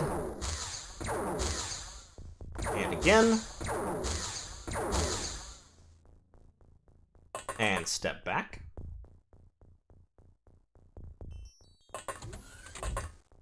Raccoon, give me a snapshot. Good hit, and step back. Actually, step back here to avoid being shot through the door while it's still open. These two guys are going to start taking aimed fire up the hallway, I think. Excellent job, Ethan. Damn, Ethan King with the 2 shots, 2 kills. Yikes. Gamarana, oh no, Gamarana wants to prime and use his grenade. Okay, he'll do that next round. Henry the White. Yeah, prime that. It takes 13 to throw. He's gonna want to wait around as well. Galdier, back in your room. Mark. Back in your room. So far, doing pretty good. Snoolfur. Let's get in that room back there.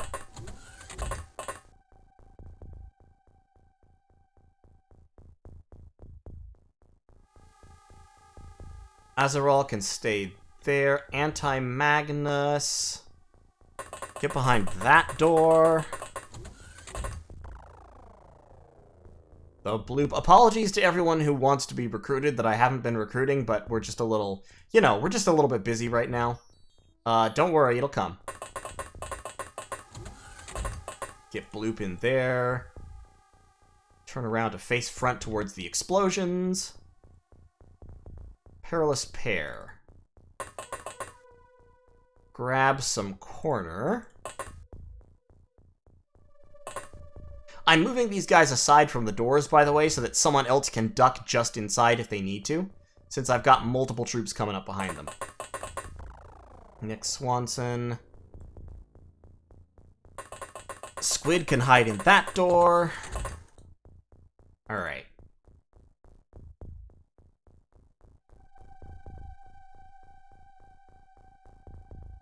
Okay, so since all their eyes are dead right now, getting Azeral in one of these rooms might be good as well.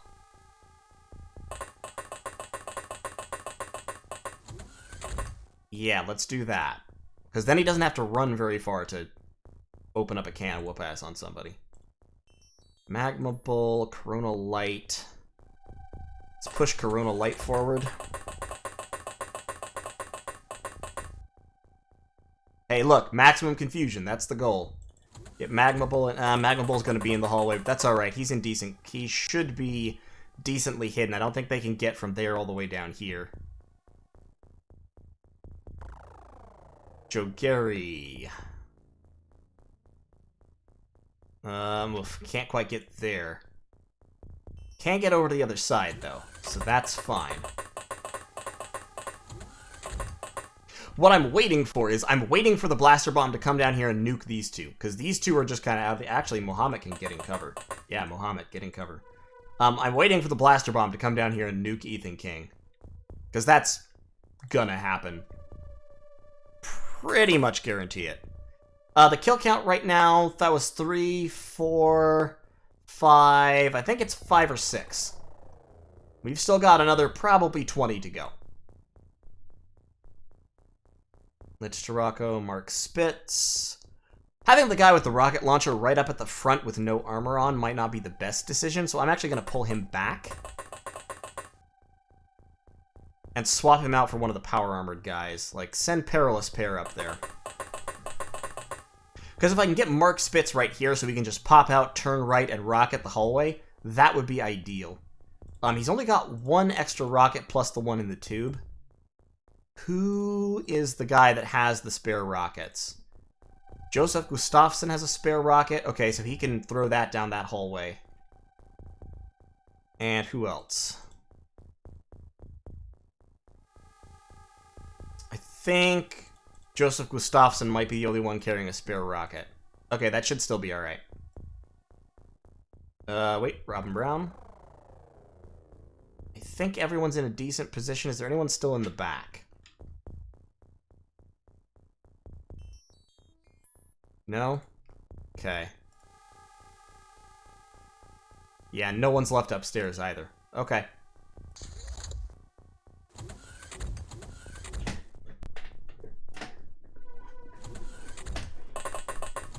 Oh god! They found me! Yep, they found Raccoon. Fuck. Okay. A little too close. A little too close for the chrysalid action.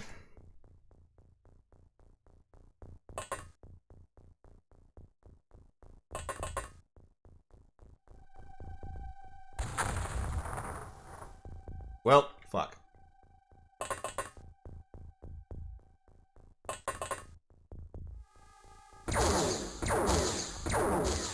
That was a headshot. Come on.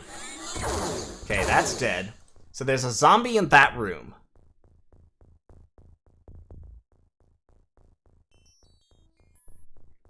There's a zombie and a chrysalid in that room. Very, very shitty.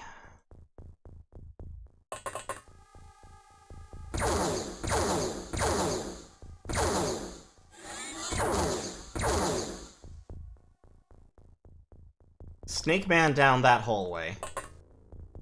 The chrysalids are definitely being used in their, like, their shock troop manner. The appropriate way.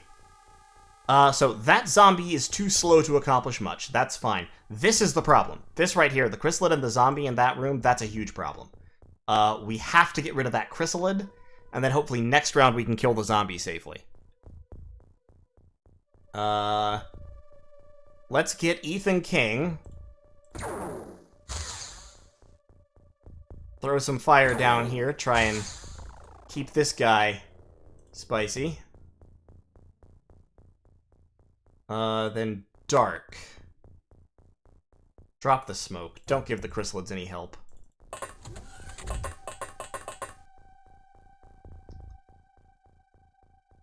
I don't think there's anyone you can hit.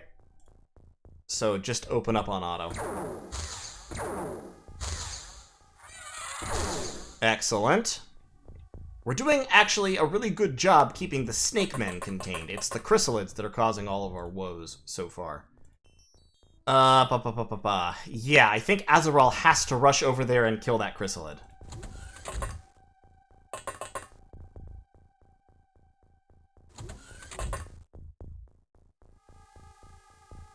Oh no, the chrysalid moved down here. Oh, thank God, I thought the chrysalid was still in this room.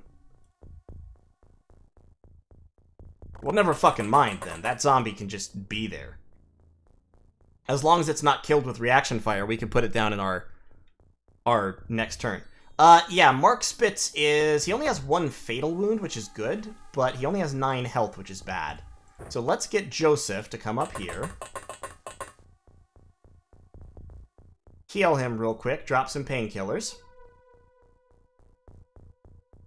And then back around the corner. So we gotta abandon this forward defense. It's not, clearly the chrysalids can actually hit us there, and that's bad. Azeral got out just in time.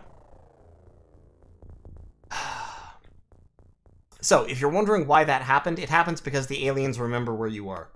If you shoot at aliens, if you kill aliens from a certain spot, they gain vision, and then they know where you are, and so they attack you there. It's also why I'm not trying to take reaction fire down the hallway. Because if I have somebody out here taking reaction fire down the hallway, even if the aliens can't see him, like if he kills the alien first into the hallway, the next alien will know where he is and will just rush him and kill him. So A to the K is not popping out to take consistent reaction fire. We're just kind of staying high and tight, as it were.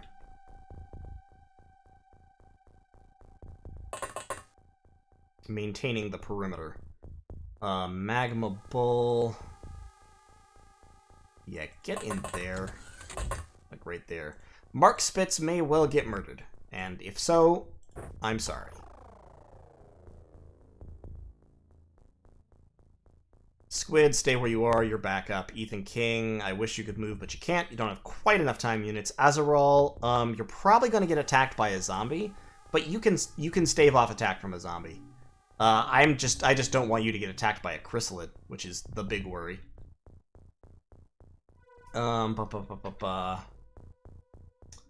Actually, getting somebody out to put some reaction fire down the hallway might be the strategy right now if we want to save Azeral. But don't know that I can do that at the moment. I could put the bloop out there. He doesn't have good reactions, though. Ah, here's what I can do, because that's primed, right? Yeah, that's primed. So, Gamaranma.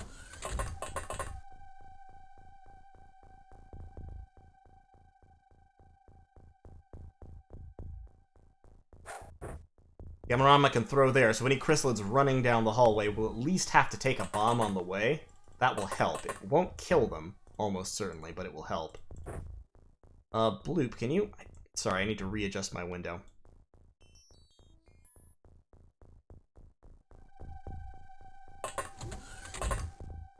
You can't throw it. Alright, hold up. You'll just wait.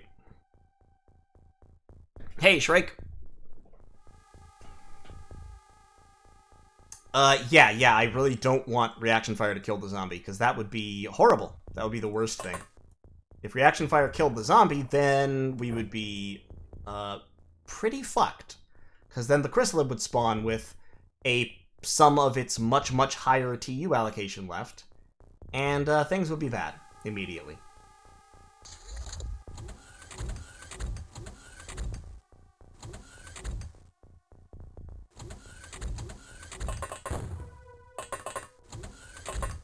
Okay, zombie.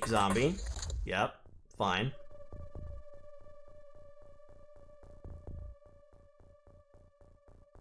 Let's put you there for a second and do some auto fire with Ethan.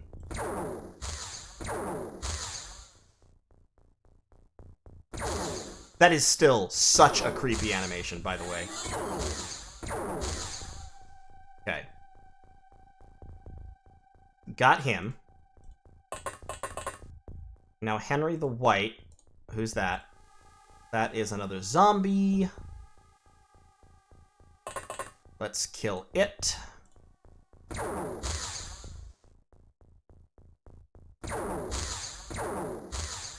The twitching of the little tentacles is what gets me. Alright. Throw that. Down there, as far as you can. Take cover. Ethan King, take cover. Dark, turn to face the door. In case you need to come out. Mark, reload the rockets. And come on down.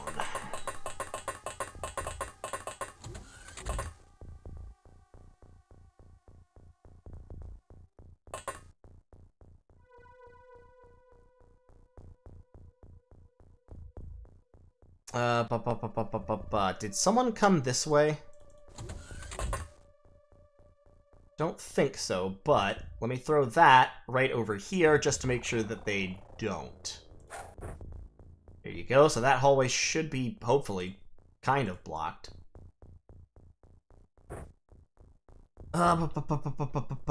These are dark areas, so if we have to go in there after the aliens, we will need some lights at that point. But we've killed, what? 2, 5, 7, 8. A lot of what we've been killing, I mean, we've killed a couple of zombies that were made from our own people, so that's less than ideal, but let's get Snowwolfer in this room. Anti-Magnus can go back inside. Josef Gustafsson. Get up there.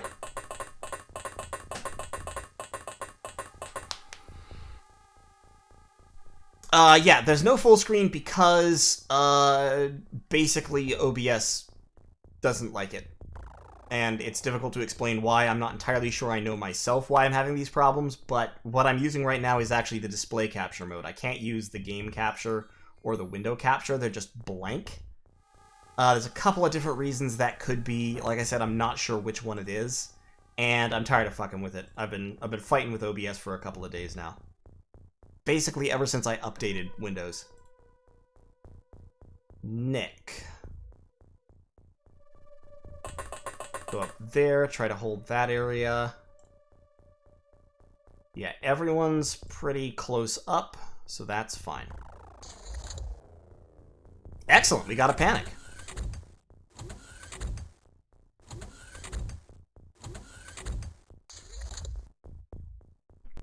And I believe, I'm pretty sure that if I win this fight, I actually get the Illyrium from a Battleship, which is like 3 engines worth of Illyrium. Hi, Snake Man. I'm just gonna kind of shoot you a little. There we go. That's away. Okay. I don't think I really need to change much right now. I think we're pretty well set. Actually, I should probably pull Snowwolfer back a little bit, because I think he's close enough to get chrysalidded. Yeah, pull him back to right there. That might be far enough away. What is that, like? 1, 2, 3, 4, 5, 6, 7, 8, 9, 10, 11, 12, 13, 14, 15, 16, 17 squares. That's even probably not quite far enough. But if he does get chrysalidded, he'll get gunned down pretty quick, so shouldn't be too much of a problem. Let's face the door.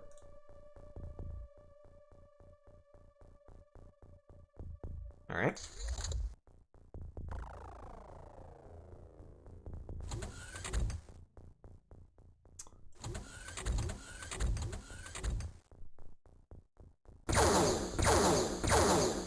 Okay, they're going berserk in there. That's good. A lot of berserk, a lot of panic.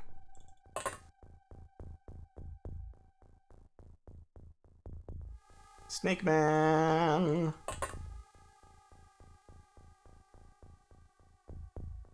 Let's actually bring Muhammad out here. I'm gonna duck Henry back out of the hallway so that we can take our long-distance, risk-free sniper shots. Or at least low-risk sniper shots.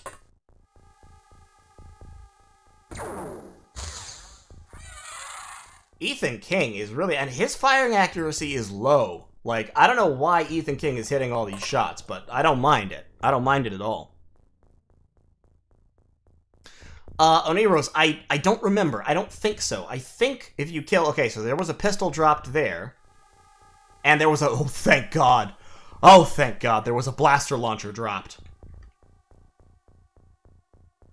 I think that if you... I think this is like the whole crew of... I mean, it's literally the crew of a battleship is what attacks you.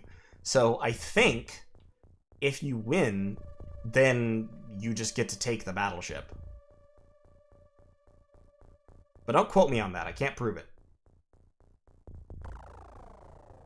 I want to shoot. These doors are unfortunately very, very hard to damage. I want to open them so I can see through.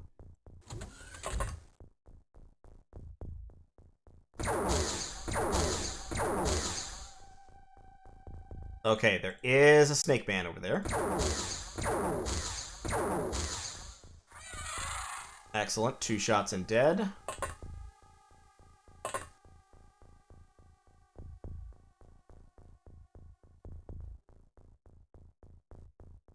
We've got the mines.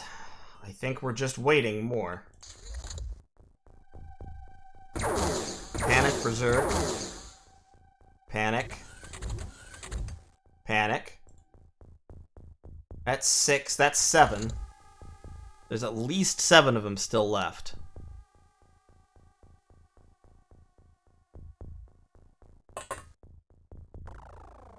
Nothing. Nothing in the hallway. Tor, well, the hits will mean that Ethan gets to roll the maximum, like, skill boost amount, which I think is, like, I don't remember the numbers. He'll get the highest range roll, the biggest range roll he can, so he'll get, you know, whatever the maximum boost is. It is partially random. Honestly, at this point, I haven't been attacked by chrysalids in a couple of turns, and everybody's freaking out there on the alien side. I think it's time to start pushing. What do you mean, no line of fire? Of course you have a line of fire, you idiot.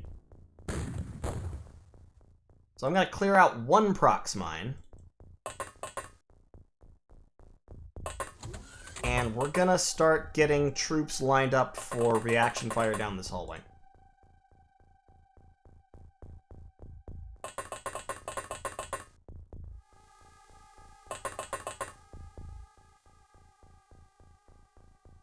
This hallway we're still going to stay out of for the moment.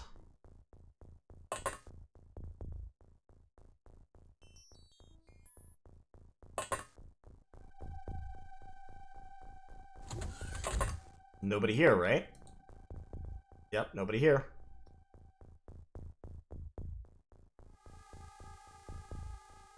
Oneiros, yes, someone with a blaster launcher can go berserk. And if you go berserk with a blaster launcher, you will destroy the entirety of your own team. Like, very quickly. Also, fun fact, if you do enough damage to a room, like one of these storage rooms up here, this is the alien containment. If any of these are completely destroyed, like all of the widgets in them are destroyed, the structure is actually destroyed and you have to build it again. That's not true of you can't destroy the lift. You can only blow open the doors. The lift itself will not be destroyed, because that's like the centerpiece of the base. But, yeah, fun fact.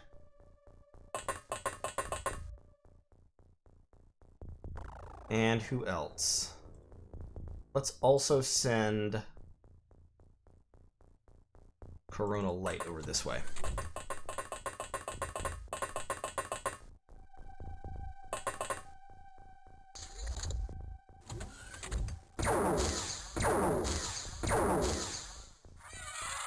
Okay, that was an unarmed snake man.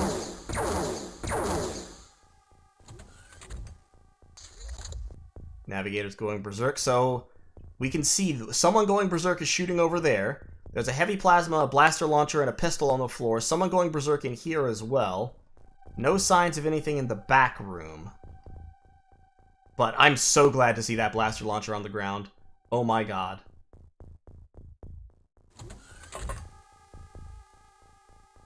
I think at this point, yeah, it's time for the power armored troops to start storming.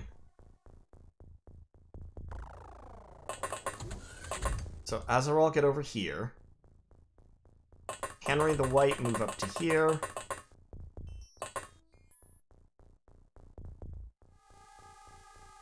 A to the K. He is also unarmed.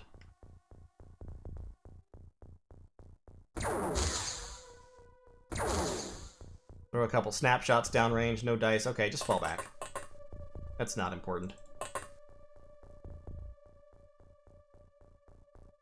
Yeah, no line of fire because there's still some wall in the way. But he doesn't have a gun. Oh, fuck. Dark's exposed. Ah, shit. Okay. That's primed, so Bloop, just stay back here, you know, do your thing.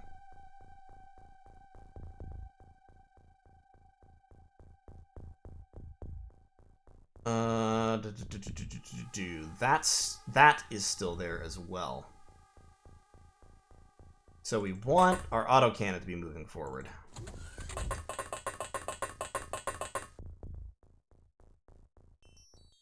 Oh, Earwax, hush. We're all gonna make it. No more fatalities. Had all the deaths I planned to take on this mission. Got it? Perilous Pair is slightly injured as well. I think from the rocket.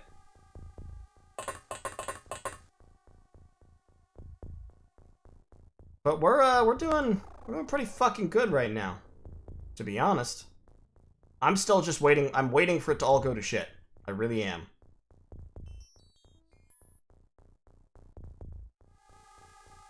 Let's get Ethan King over there.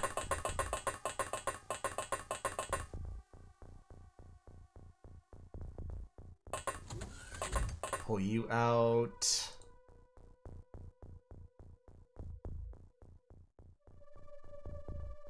Okay. Get Magma Bull moving up too. See what happens. Still panicking. Still berserking.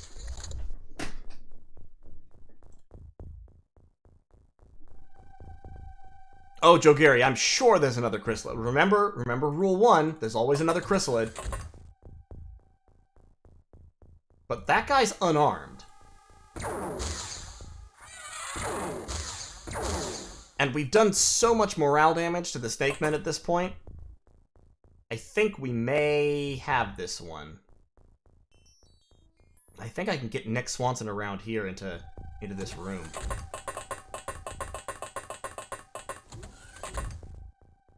Hello, friends? Okay, good.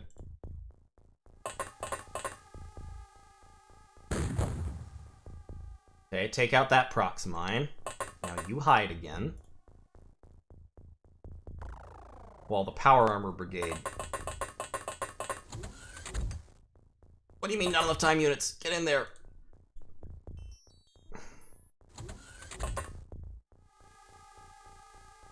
Is that another? Yeah, that's another unarmed snake man.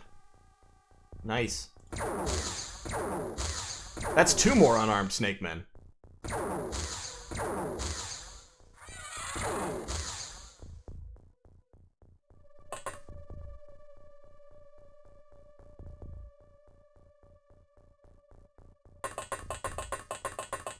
They are really freaking out. And as long as we keep killing them, they will continue to freak out.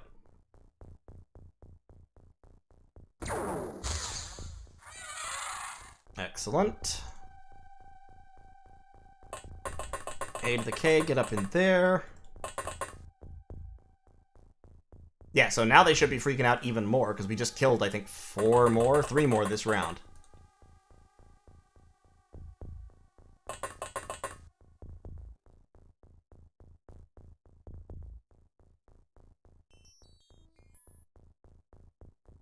Get you up there. I don't think they want a peace treaty. I'll be totally honest. I doubt it. I suppose anything's possible, but unlikely. So you can see the smoke actually has dissipated now. And yeah, we're just going to send our power armor troopers storming in to sweep the place clean. Okay, there's another guy with a gun. 2 soldiers with guns berserking. And a panicked leader.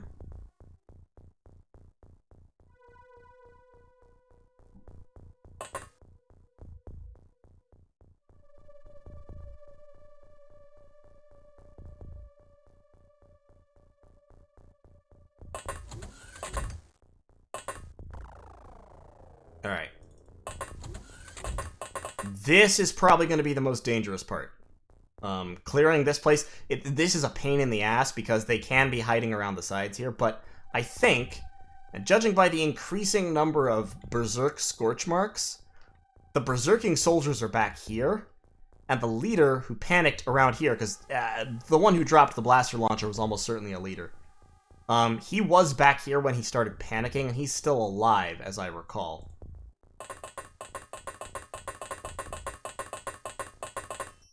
We got Snowwolfen up front with Joseph Gustafsson ready to open the doors. These two guys are going to look crosswise to see if they can catch anyone who comes out.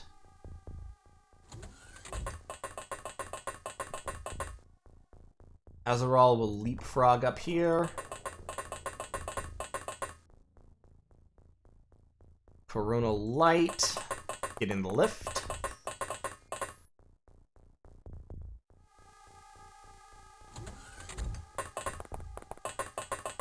Henri, oh shit, Henry is blocked. Okay, well, squats, please.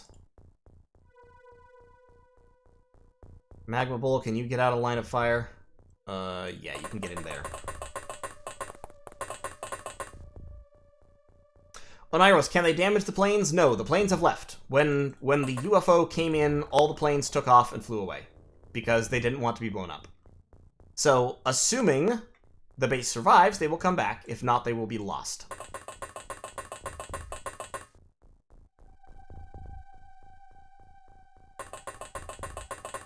As for capturing the leader, yeah, I mean, that would be cool, but I didn't exactly load up on stun rods, so probably not. I don't know if anyone has a stun rod.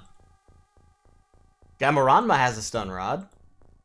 Oh, Joseph Gustafsson has a stun rod. Okay, well, we'll see if Joseph Gustafsson can catch the leader, but right now I'm probably gonna be just shooting people to death.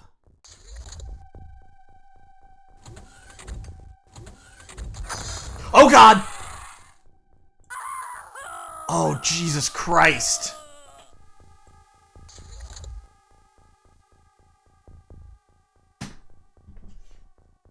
Fucking God damn it. That's XCOM 4. That right there, that was XCOM in a nutshell. That navigator had a fucking blaster launcher and just walked in, or whoever that was, just walked in, fired a blaster launcher at point blank range, killed himself, and I think five of my troopers.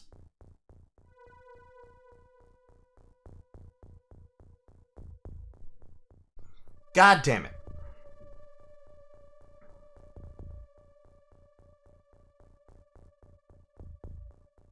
Okay, well, you know how I said this was going to be the most dangerous part? That's why. That right there. Hi, Pedro. Welcome. Yeah, they had at least 3 blaster launchers.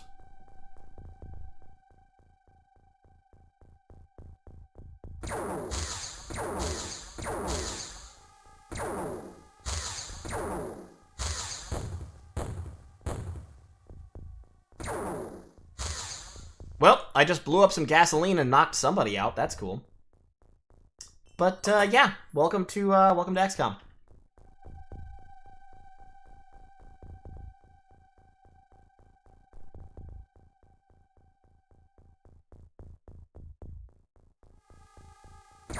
Look, that Snake Man just walked in, looked around at all the XCOM troopers surrounding him, screamed, "You'll never take me alive," and went out on his own terms. You know, you gotta give him some props for that.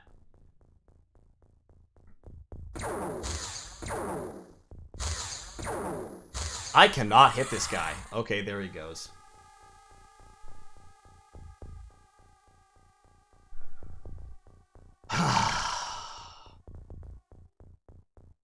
Okay.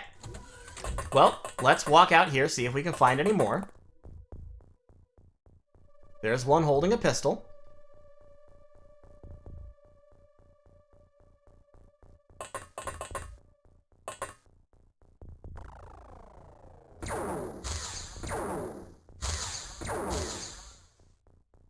Come on. Oh my God. Fuck you guys.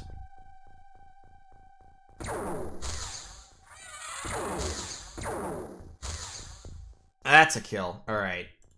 Let's get kind of off to the side here where we can hopefully be behind a little bit of cover.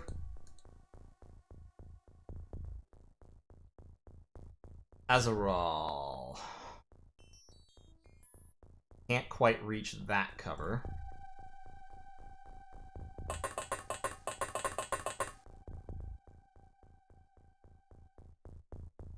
Yeah, what's really unfortunate is because, of course, I was sending in the power armor troops, that was like half my power armor troops. Like, that was 5 suits of power armor, plus the guys wearing it. Fortunately, he didn't get any of the high-ranking officers, I don't think. Like, Dark is a captain. He didn't get Dark, but Dark might still die here. We need to start filtering more people up front. Nice big cloud of smoke for cover now.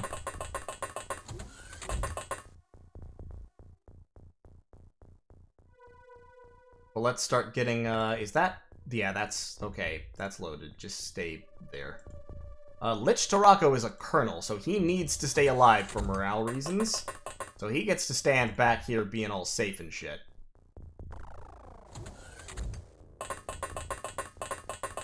Mark Spitz. Look, suicide bombers are a serious threat in this game.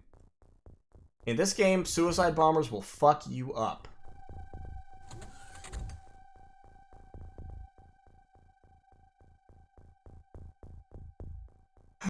Azeral, can you get anywhere useful? Yeah, you can get over there.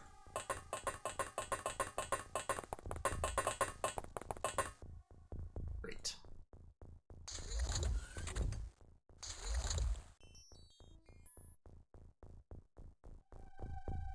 Well, none of the snakes are freaking out anymore. I think all the ones who were freaking out are dead.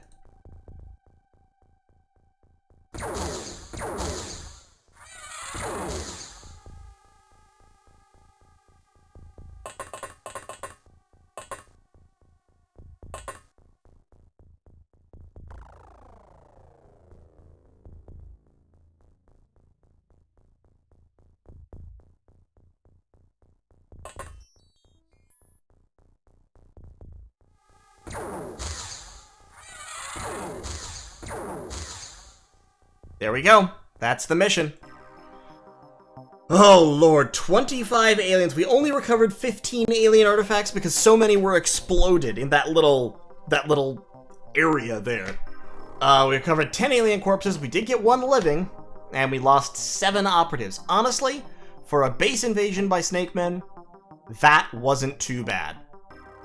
I mean, the only real... So they got the Chrysalid Rush early on, where they killed 2 people. And then they got the 1 blaster bomb that killed 5 people. That could have been way worse. If that guy hadn't panicked early on and dropped the blaster launcher, would have been way worse. If the blaster launchers, if one of the blaster launchers had managed to come through the door and fire it down the hallway, would have been way worse. It's... Oof. That was not terribly bad. Ethan King, +4 accuracy, stamina, time units, and +3 strength. He did pretty good. But everyone who survived got major level ups except for Nick Swanson and Lich Tarako, who never did anything except passively provide morale. Well done, team. Yeah, Oniros, you can still get psionics. Sectoids will still occasionally appear. And, of course, you have ethereals later on. Ethereals will show up. What are live aliens good for when they're not for new tech? Nothing. Flavor. You could research them to learn some shit. And we got 2 more sergeants. Whew. Corona Light. Poor Corona Light. 8 kills. He was a monster among men. So, like I said, we only captured 10 alien artifacts, but among those alien artifacts, 2 blaster launchers and 4 blaster bombs. That's some good shit right there. We've also got 6 small launchers now and 18 stun bombs. I don't need 6. I'm gonna sell 2 of them. I'm gonna sell the plasma rifles. I'm gonna sell some plasma pistols. Damn it, I didn't get the Illyrium. Shit. Okay. Alright, well, sell that stuff. Okay, so they don't know where Corona Central is anymore. They should have lost that information after their battleship was exploded. Whew. Okay, do I have more soldiers coming? Yeah, I've got some more soldiers coming. Good, that's good. That's good. Good times, good things. I have 30 more space in my base. I am gonna need to spend some of it on scientists because I'm building a lab, but we'll see what happens. Let's just pass some time, shall we? Okay, we got the living quarters at Mar-a-Lago are finished, so we are gonna need a little bit of a garrison force for Mar-a-Lago.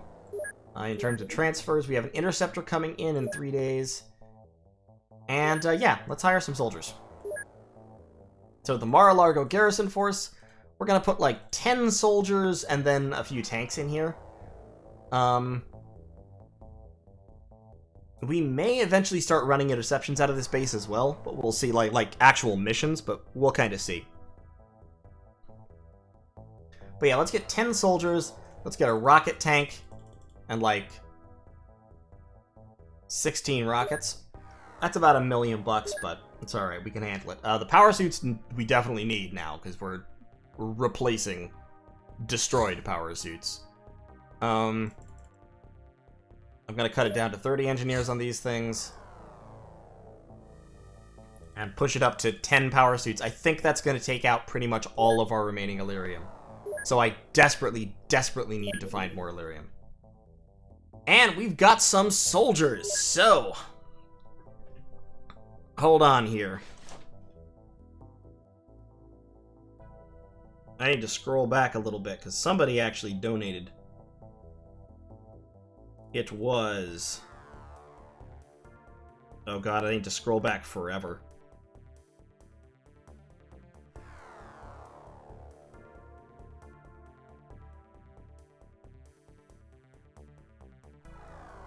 Phaonix and Jack Black both donated, so they're getting the first bites at the apple, however good or bad that may be.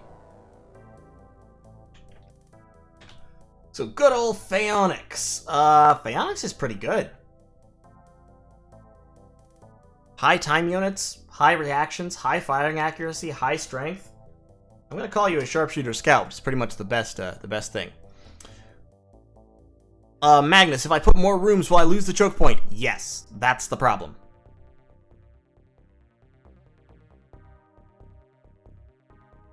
So we've got Phaonix. Phaonix is solid. We've got Jack Black. He is less solid, still good. I'm going to have to call him a grunt because he's not quite at the cutoffs. Actually, I'm going to call him a heavy weapons guy because he's got decent strength. After that, we've got... who do I see? I'm just gonna see who I see first. It'll be pretty much random. Pedro Henrique. Pedro Henrique is a heavy weapons guy.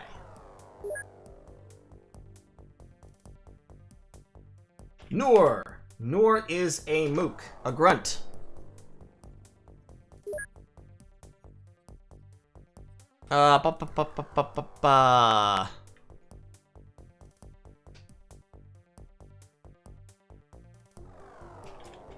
Let's get, let's do new people before I do doubles. So, Oniros. Oniros is a heavy weapons guy. You've got Geji Janko, who is a, oh my god, he's a super high accuracy sharpshooter scout.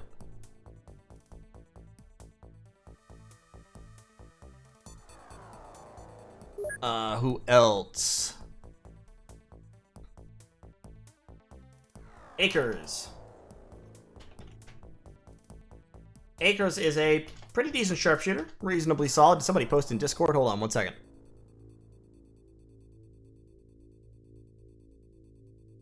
Patui, yeah, sorry folks, I'm not looking at Discord much while I'm on the stream. I've got my like stream window up and stuff, so I'm doing things otherwise. But Patui wants one.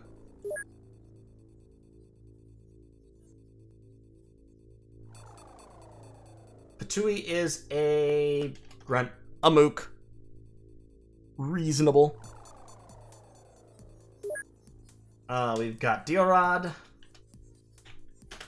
who is once again a very, very high-skilled sharpshooter. High accuracy.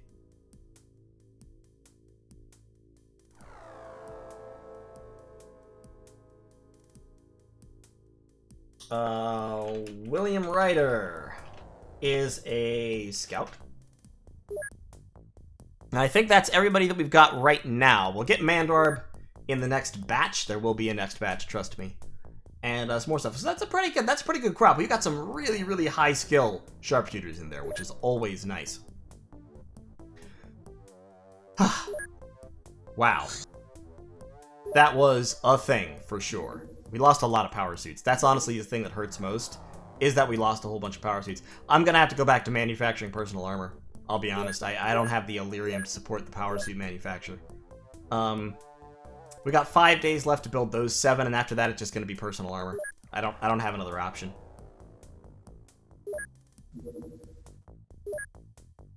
Got some rockets coming. Avalanche missiles in Mar-a-Largo. Construction of the workshop is complete. Good. So let's get... I'm tempted to try more heavy lasers as sniping weapons. That would be pretty cool. And of course I can make alien alloys, so personal armor is basically free. Heavy lasers as sniping weapons. I forget what exactly their accuracy is, but it's pretty good. For those high skill sharpshooters we have now,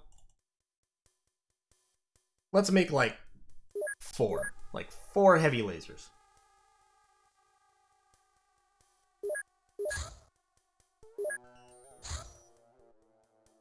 Okay, and we finally got our rocket launcher tank back at Corona Central. We're gonna slap that back on the base. Oh, good, excellent. Plasma cannons. Plasma cannons are fantastic. Okay, so plasma cannons, they have very high range, tons of damage, accuracy 50%, but they shoot really, really fast. Like, the reload time is 24 seconds in-game, so it goes by very quickly. And they have 100 rounds, which automatically reload every time. They do cost Illyrium to manufacture, so that's a problem. But let's research some stuff. We have a Snake Man leader, so let's first research... Oh, I'm so tempted to go straight for the blasters, but for right now, there's a whole bunch of things we could do at the moment. Flying suit would be powerful, but needs Illyrium. Let's get Alien Origins out of the way. That's a fast project, fairly fast project. So let's do that. Laser tanks aren't super worth it. Plasma tanks are, but okay, so we're gonna have to... We need plasma beams. Yeah, they cost a lot of Illyrium, so we're gonna have to cancel the power suits. Oh god, we can really only manufacture 1. Yikes. That's all the Illyrium we've got left.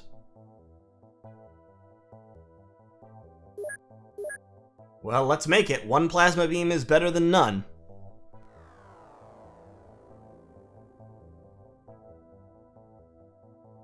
I captured the leader on an earlier mission in Iros. Pedro, I do not have psionics yet. It's the major thing that I don't have. So, yeah. That's fun. Whole bunch more soldiers, which is good, at Mar-a-Largo. So let's go to Mar-a-Largo. Load up the avalanches. So, show of hands, who wants to be in the Mar-a-Largo Defense Force? Bye, Henry. Thanks for joining us. Anyone who wants to be in the Mar-a-Largo Defense Force, let me know. Tag me in the chat. I'll get you in there. How much? What's our memorial at now? Yeah, 78 out of 43 out of 78. Yikes. But let's get the, let's get those heavy lasers done. The laser cannons, we really need to we really need to find some Illyrium. So we need to capture something on the ground.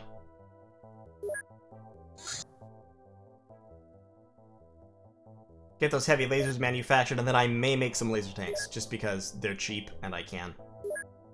We are going to equip one of our interceptors here with a plasma beam, as well as its avalanche. Sectoid Soldier is a research option. Yes, researching sectoids is fairly low value, but it's something you can do.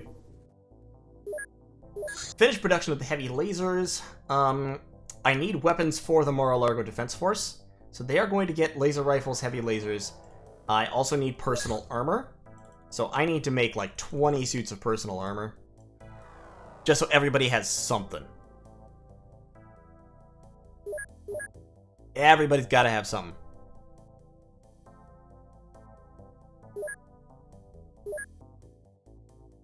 Alright, so for the Mar-a-Lago Defense Force, we've got the Shraiku, who is a sharpshooter heavy weapons guy, actually, pretty solid. We've got Haloon, who is a, like, Mook heavy weapons operator. We have got Minim, who is a... I know he has strength. We have kind of... yeah, he's heavy weapons. Oneiros, Corona Nostra is not operational yet. Didn't I get you in the main? Did I get you in the main thing? I don't know. Well, I'll put you in here anyway. Who cares? You're a scout. Johann Sergel. Johann Sergel is a grunt, a very, very brave grunt.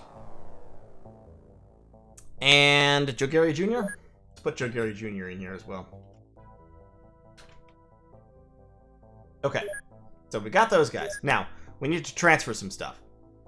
We're going to transfer stuff to Mar-a-Lago, and we're going to send the spare laser rifles. We're not going to send heavy plasmas because, you know, it is what it is sometimes. I have a bunch of corpses I should sell, by the way. I'm not going to send any power suits either, but I am going to send personal armor. And I'm going to send the rocket launcher tank. I'm going to transfer that stuff. That'll cost me $1,000. I also need to buy a couple more rocket launchers.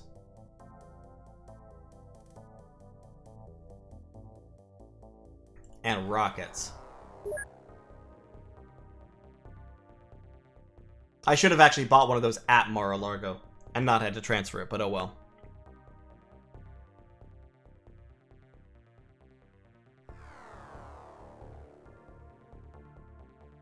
Oh, did I? Well, okay, Oneiros has a clone in Mar-a-Lago. It'll be fine. Don't even worry about it.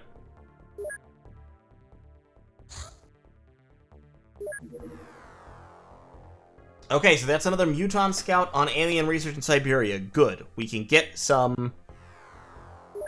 Hopefully we can get some Illyrium from this. We're going to change this out a little bit. We are going to take the rocket launcher tank. We're going to take 5 heavy lasers. So we're going to have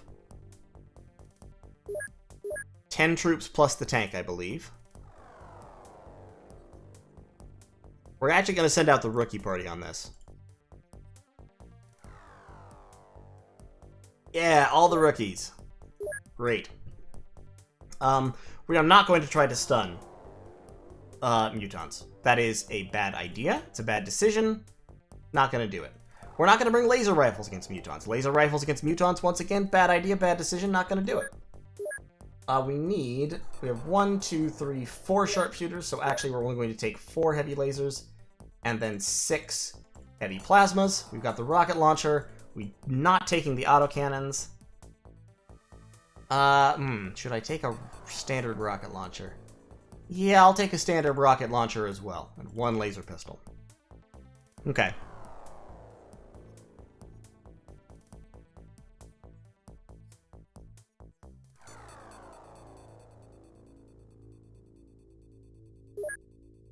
Oh, Johan, you're already somebody else? Okay, I'll swap you out. Give me 1 second just to make sure that people are loaded up.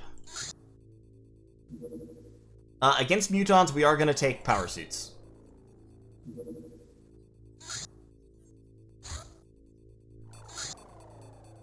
Alright, somebody volunteer to replace Johann Sergel.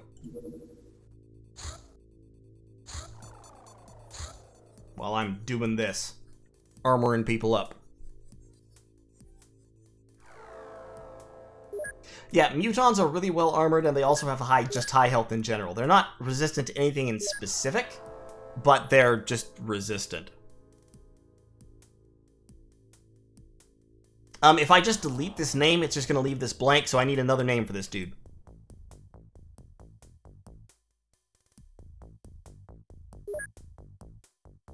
He doesn't have a Hitler mustache, he's just ripped. He's jacked, see?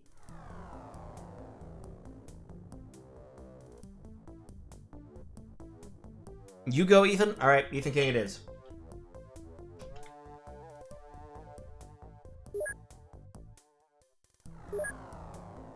And we'll get Skeleton Bynum in here, too. Skeleton Bynum, who is a sharpshooter. Matthias Kalkoff. And Galdier.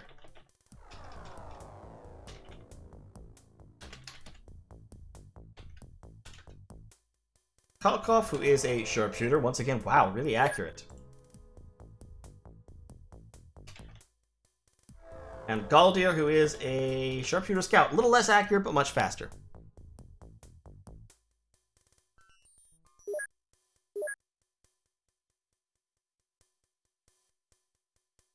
Alright, I'm not replacing anybody. It is what it is. They're all in there.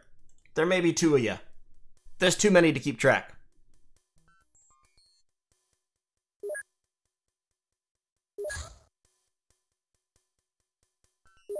So let's see if we can take out these mutons. He's moving fast. I hope he's on his way in. It said Siberia, so he should be on his way in, not his way out. Kind of looks like he's on his way out, though, because he's moving fast and he's leaving the land. That would suck. No, no. Here he comes. Here he comes.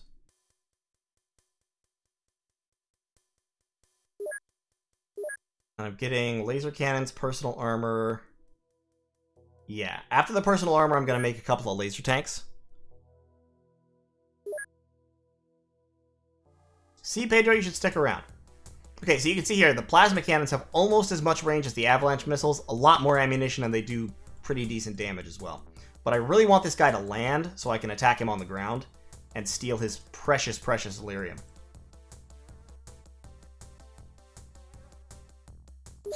In fact, I'm actually going to get the Sky Ranger going now, because the Sky Ranger has a pretty long loiter time.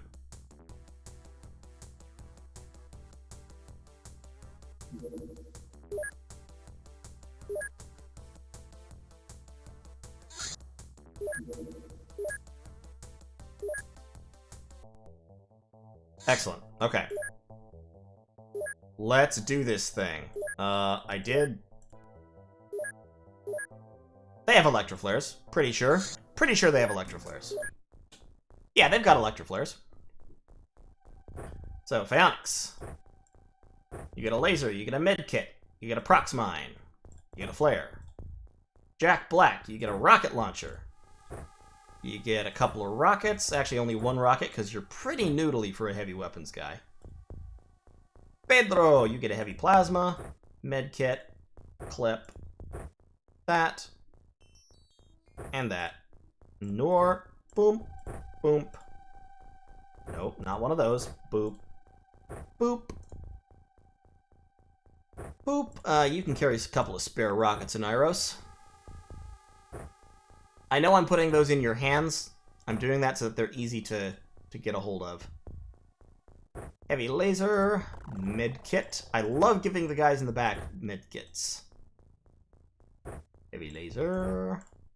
Nope, you don't need a clip.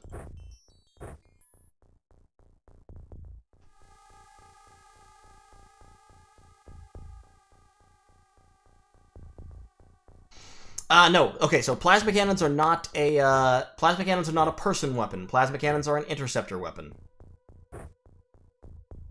Which, I agree, a little bit disappointing in some ways, but, you know, it'll be alright. Oh my god, Diorod, you have, like, no strength. I didn't notice that before. I have to give you a heavy plasma just because it's lighter. That's hilarious. Actually, no. You know what? You know what? Suck it up, Buttercup. You'll be fine. You're in the army now. I am not giving a scout a med kit, but I am giving a scout a prox grenade. Who else could have a med kit? Chewie could have a med kit. I guess I will give scouts med kits. You know what? Why not? We've got one med kit still back in the Sky Ranger, and that's fine. And Pedro can also carry a couple of spare rockets.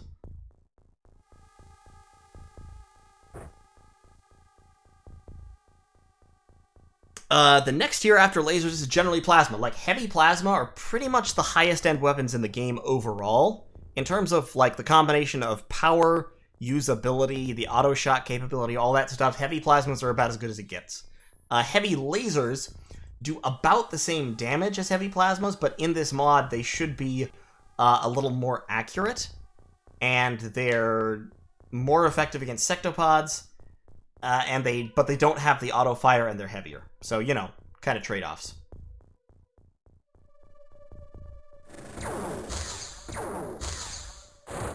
And there goes the tank. Immediately mutant to death.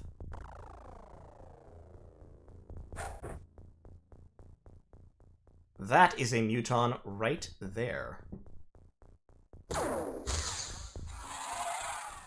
Yeah, yeah, one hit kill on a mutant. That's definitely heavy plasma level performance.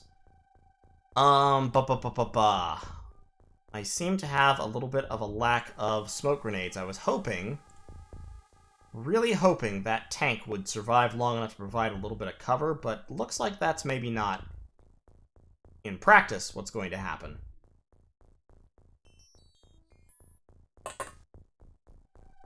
So let's just kind of move up a little bit, and then wait for them to spend their time units.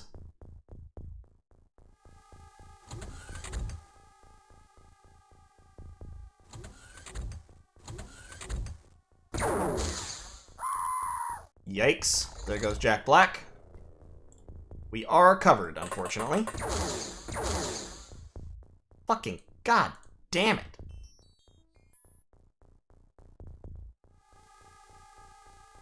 We gotta get out.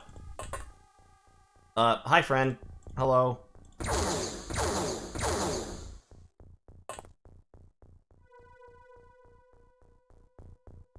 Just throw that behind him. Get some vision.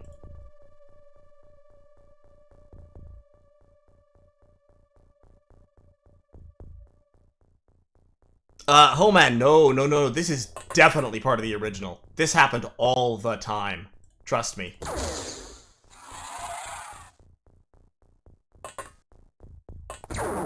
Ah, fuck. Nope. Get in cover. Get in some cover.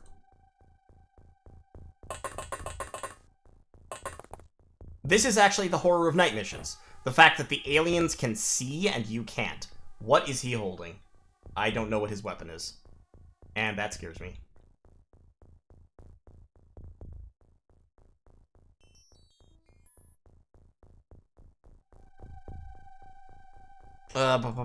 Yeah, let's just auto-fire into him. Yeah, I think that heavy laser actually may do a little bit more damage than the heavy plasmas. And yeah, it looks like the smoke grenades may have gotten pulled out by the base defense mission, or something.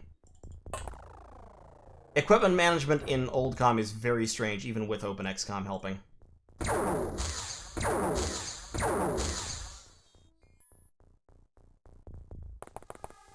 But we need to do some damage to these cats, like, now. Immediately.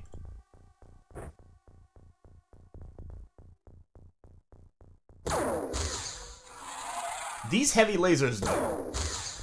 These heavy lasers are doing work. I am so glad I brought these.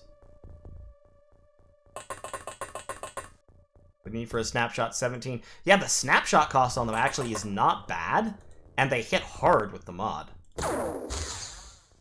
So, yeah, worthwhile. We've killed how many? 1,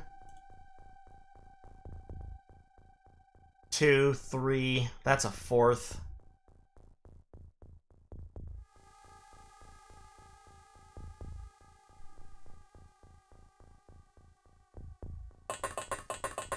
Yeah, sorry, Jack. Alas, these things happen. What's your auto shot? 17. Drop that. Oof. No joy. I really do want that guy. He's not carrying a heavy plasma, so he's not a deadly threat to my guys in power armor, but still. No bueno. Especially not when we're trapped on the fucking... Oh, God. There's another one. Rod, you just kind of stay, like, back here and chill for a minute. We're about to be hit by some crossfire. Oh, fuck. He has a heavy plasma.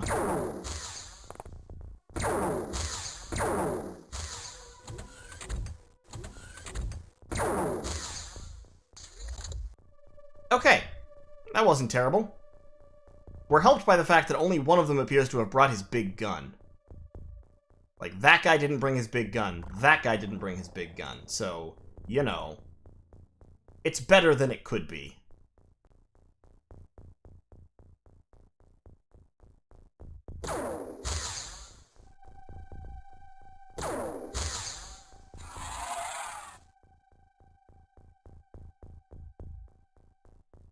Shrike, no, I haven't modified the enemy types much. I may try that.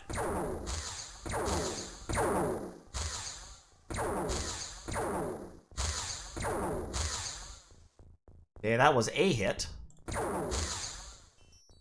Yeesh.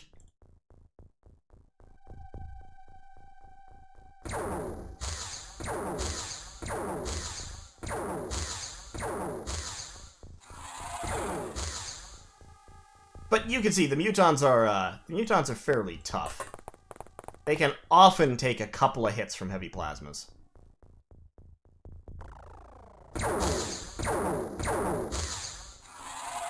Okay, got him. That's the edge of the map right there.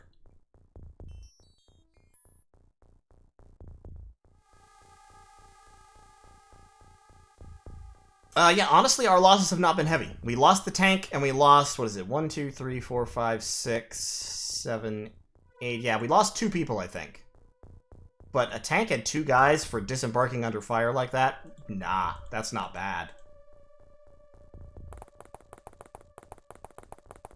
If it hadn't been for the power armor, like, every one of those shots would have been a kill.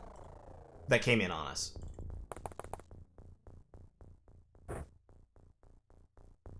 Back that up. Yeah, we're in the corner. So we're good on positioning.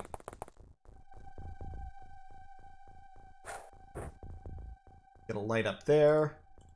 We need to get some lights down there as well. But that's, you know, that was 1, 2, 3, 4, 5. No, sorry. 1, 2, 3, 4, 5, 6. That was 6. That's a big chunk of the complement here. The complement for this type can be, I believe, up to 10. There shouldn't be all that many of them left.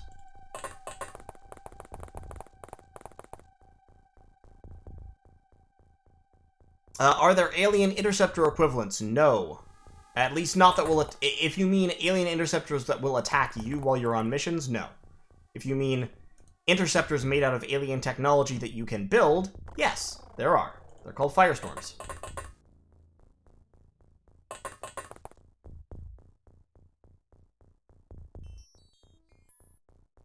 Unable to throw here. Diarod, you weakling. You weakling pansy. Come on. There you go.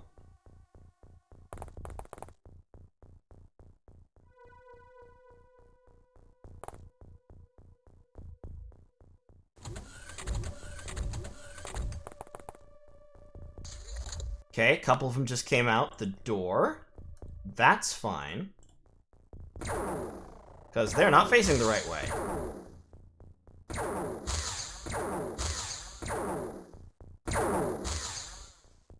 Ugh, god damn it.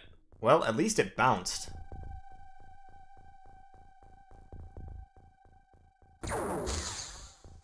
There we go. 3 hits later.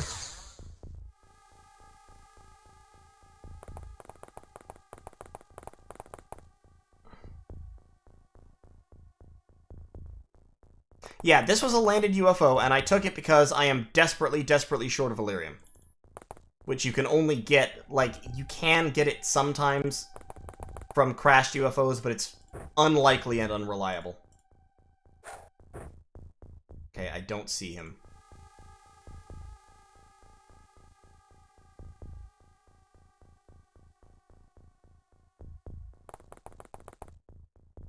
Oh god, where did he go?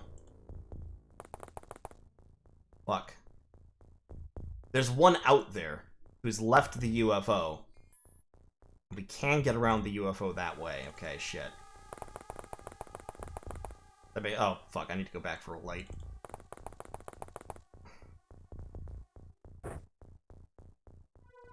Excuse you, Galdir. We started shooting, they started shooting. I just rolled the tank down the ramp in a friendly, neighborly way, and one of them blew it up. Like an asshole. No provocation at all. How rare is Elerium? You only get Elerium from UFOs and alien bases. There is no other source. You cannot make it. It's just, you have to do missions against pretty much specifically grounded UFOs in order to get a hold of it. And if you don't have it, you can't use any of the advanced alien technology. Because it's all fueled by Elerium. Like, the guns we're using right now, the heavy plasma guns, use Elerium ammunition. Your advanced alien tech fighter planes will use Elerium as fuel. You have to use Elerium to manufacture powered armor.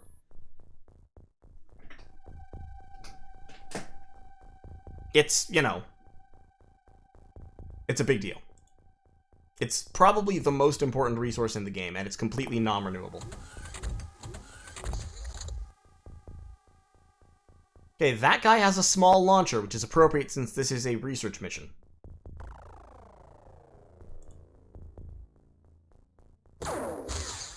Oh god. Do not, please. Good.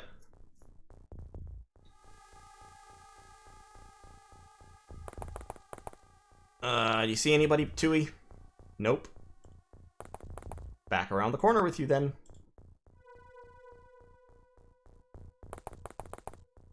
Noor can pick that up and throw it further. Out of range. Come on, what's your fucking range? Oh, good. Right in front of the door. Yeah, that's great. That's what I wanted.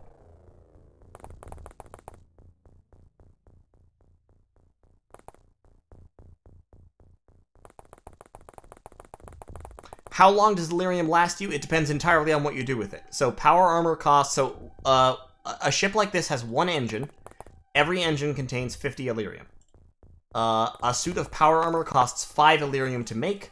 A plasma cannon costs 15 Elerium to make. A firestorm costs, I forget how much Elerium to keep fueled, but it's a significant amount. So the answer is not long. In the later game, in order to kind of keep up... Oh, good. I can sell that. That's a mind probe. In order to keep up, what you need to do is you need to start doing things like attacking alien bases, which have like 300 Elerium in them. And then the larger UFOs have more engines. So, for example, a terror ship, like the ones that we've shot down repeatedly, has, I think, 2 engines. An abduction ship has a couple. There's a kind... A supply ship has 3, and a battleship has 4. In, like, outrigger pods. So you have to take more and more, like, high-level dangerous missions to make the Elerium to support your dudes doing stuff. Yikes. They are shooting from the darkness. Oh god, look at the shoulder blades on that guy. He's huge! Huge! No line of fire? What do you mean no line of fire? Asshole. There we go. I'm actually surprised these guys aren't using more heavy plasmas.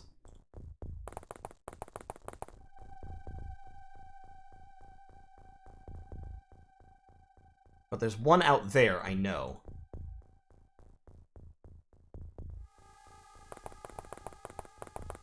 So Noor gets to go looking for him. Lucky you. Because I don't have any... I just don't... There he is. There he is! Let's take some snapshots at him. Okay, he's stunned, not dead. That's fine. We'll see. There is at least one alien still left in here. I know. Killed, what, 1, 2, 3, that's a stun. So 3, 4, 5, 6, 7, 8.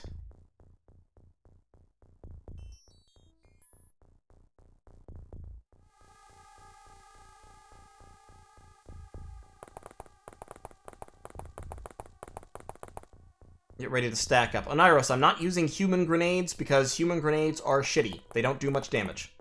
At this point, against snake men and mutons, they're mostly worthless. I could research alien grenades and use them, but it's a research project, and I only have so much research capacity, so I haven't gotten them yet.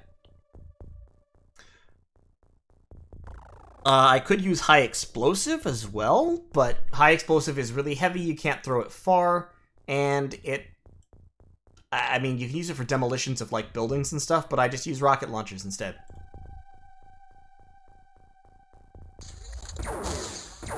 Oh, there's another one out here. Great. Great. It's only got, like, a plasma pistol or a plasma rifle or some dumb shit, though.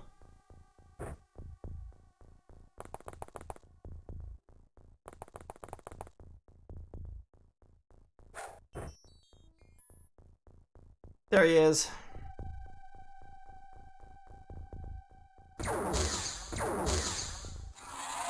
Oh, no, that was a heavy plasma. Okay, I just lucked out, I guess. Hello, friends? Any big green friends in here? No? Okay. Yeah, the mine probes sell for 300 grand. Which is a pretty decent chunk of change. Let's get those guys in there. Let's get Geji with some sniper support. Onyx, pick that up and throw it.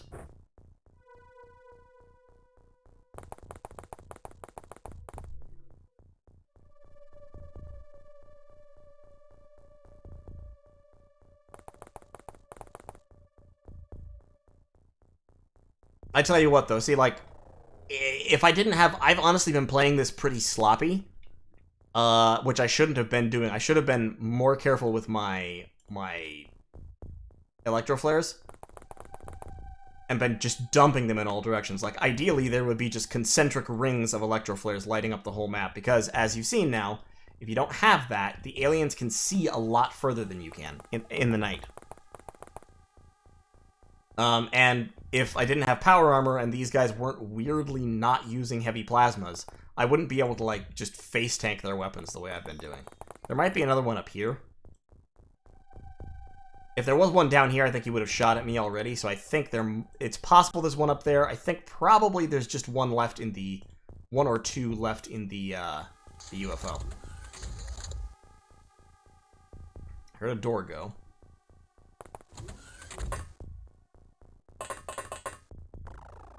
There he is. There's the man. Oh, Patui has some fatal wounds, too. Yikes.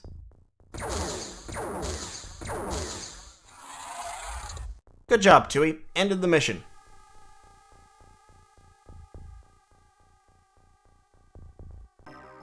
Alright, yeah, there were 11 of them. So we killed 11.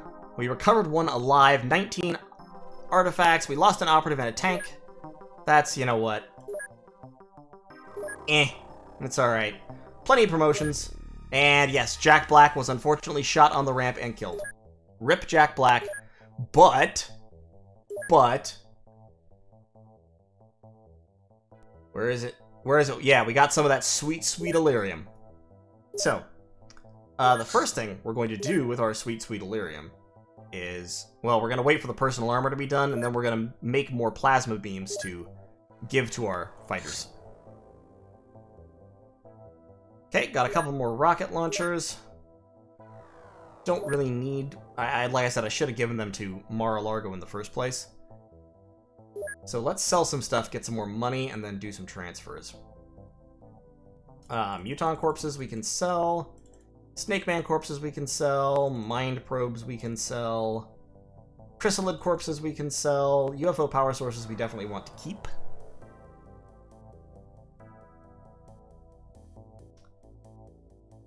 Snow Wolf for Terror of the Deep is... Okay, so... Terror of the Deep is kind of a bad game, but it's not entirely its fault. If that makes sense. Let me sell, like, 6 of those. Yeah, so I have all these smoke grenades. They just didn't make it onto the Sky Ranger. Sell my plasma rifles, plasma rifle ammo, plasma pistols. I can actually sell some plasma pistol clips, because I will never need that many. There we go. Cool, 3 million. And in Mar-a-Lago... We've got 10 soldiers. I guess we technically can't equip them with... Oh yeah, we can give them armor. Let's start giving people armor real quick, just to make sure they have it on in case the base is attacked. Once I start running interceptions out of here.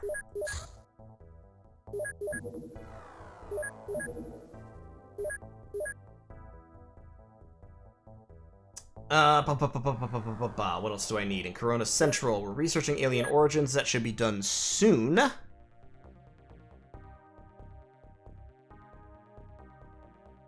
Nyros, what rank are you now? You are a squatty, which means you shot at someone and were shot at. You gained some strength, so you're a strong boy.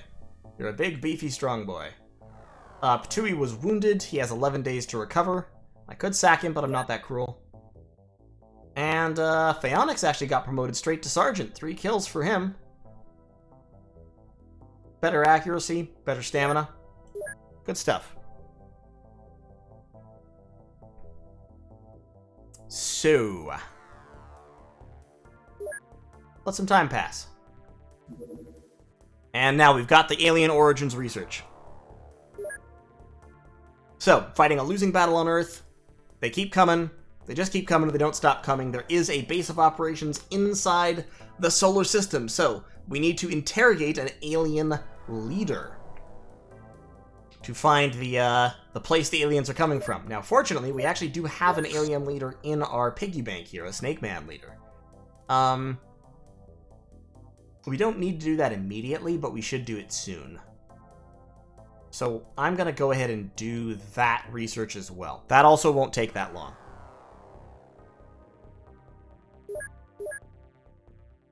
So that's 100 scientists. And we'll just keep on rolling onwards. And Terror Mission. Terror Mission in Rio de Janeiro. That's fun. Shoot. Okay. Okay. Let's blow this pop stand then. I am gonna keep taking the rookies. I'm gonna take Lich Tarako, who is basically going to stay on the Sky Ranger or near the Sky Ranger pretty soon. I'm gonna take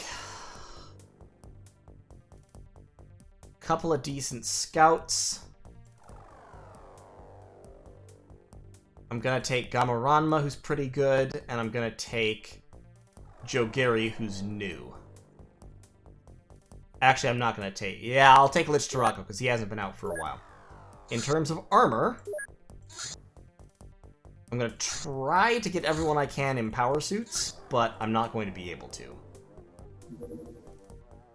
So the newbies are going to have to make do with personal armor, because I just don't have 14 power suits.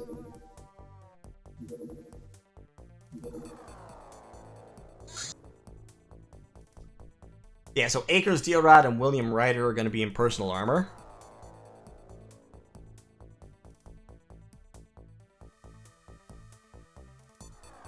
And we'll see how this goes.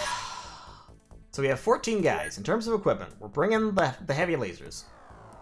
We're bringing heavy plasmas. We're bringing... Actually, we're going to bring... We could bring triple rocket launcher. I might want to bring triple rocket launcher. Just to level the map, because leveling the map is often very, very useful. We're gonna bring triple rocket launcher. that's 8. That leaves only 6 heavy plasma. Do I want to do that? Let's bring only 4 heavy lasers and another heavy plasma. We are going to bring the smoke grenades. All of them. We've got 8 med kits. We've only got 12 prox grenades, but on Terra missions, prox grenades aren't nearly so good. I'll also slap the stun rods in there just because, just in case, you know, might be good. Oh, you mean this guy when you say Hitler stash? Yeah, kind of. A little bit. Maybe a little.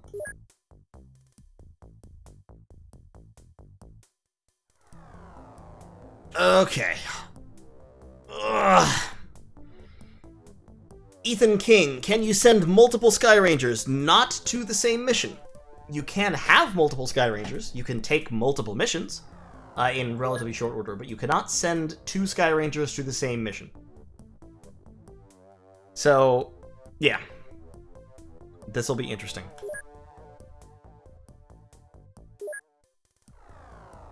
It's nighttime there right now, so I am going to wait a little bit. I am going to intercept, but I'm going to do it during the day.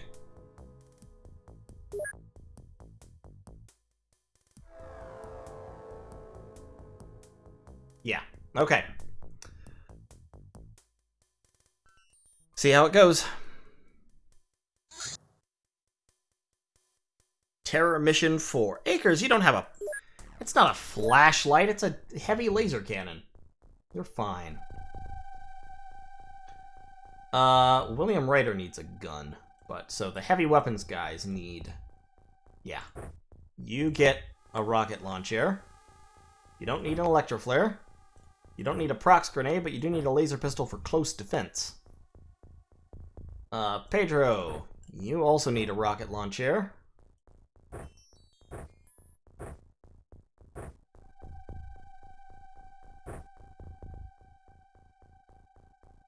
Where's another heavy weapons guy? Gamma.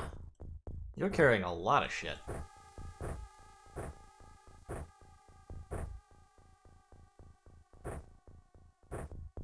Rocket it up, my dude. Okay, now. Heavy plasma. Therod's got the laser sniper rifle. Take those away. Get that gone. Don't need that. I'll put a stun rod in the backpack just in case. The old stun rod in the backpack trick. Give you that. Try to distribute weight a little more evenly. Do that. Now I'm trying to remember who was first out the Sky Ranger so I can make sure they have smoke. Other solution, give everybody smoke. The ones who don't need it will just drop it. Because I don't remember who was first. Because like a very silly person, I moved away before I confirmed who was first.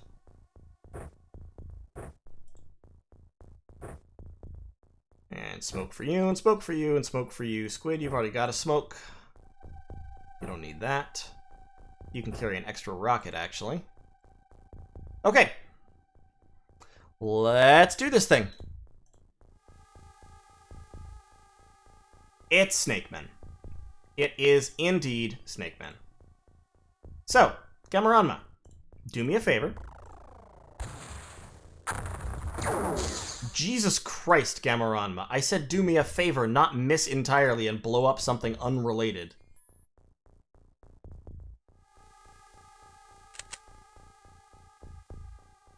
I gotta kill this guy. I mean, I gotta kill him before I can even safely put the smoke out. Oh my god. He takes 4 heavy plasma shots direct to the dome and retaliates with a shot that almost kills my commander. What is this guy on? Finally. 5 explosions later. Alright. Prime that. You have 13. Throw that. You can't throw it down, so just throw it there.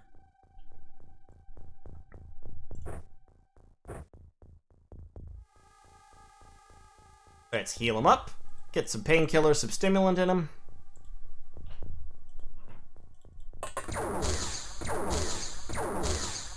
Wow. No, I'm going back inside, thanks.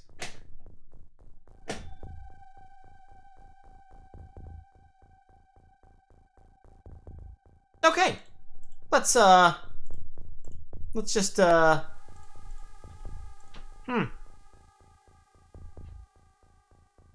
Let's end the turn.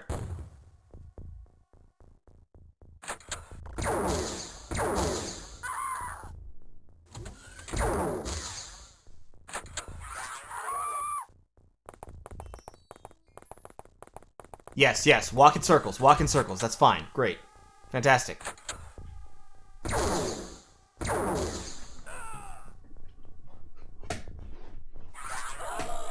Yep, there's some zombies getting made up.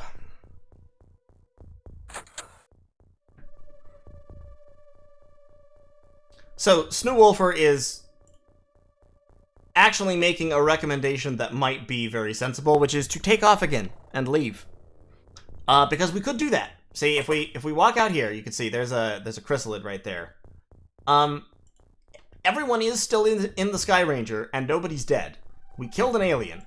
We could blow this guy up, and then just fucking get out of here, and we wouldn't take the penalty, the huge score penalty for having ignored a terror mission. Oneiros, I stopped smoking my Sky Ranger ramp when both the guys who were in front, who are the only guys who can smoke the Sky Ranger ramp, had to spend all their time units trying to kill a Snake Man. So here's what I'm gonna do.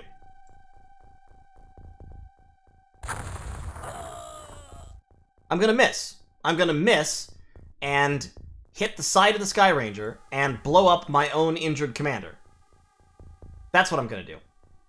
That sound like a good plan? If that sounds like a good plan to you, you too might be an idiot. Much like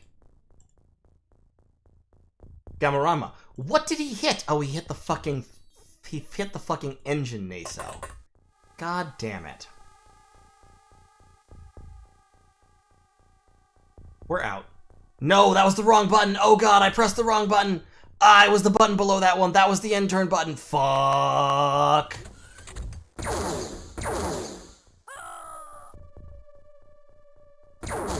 Fuck, fuck, fuck, fuck, fuck.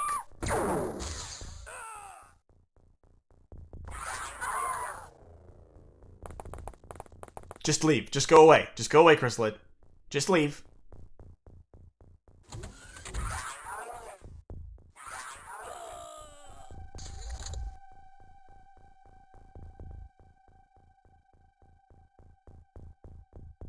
Okay, it's fine. It's fine. We're out. We gone. We're gone. Fuck that shit, we're out.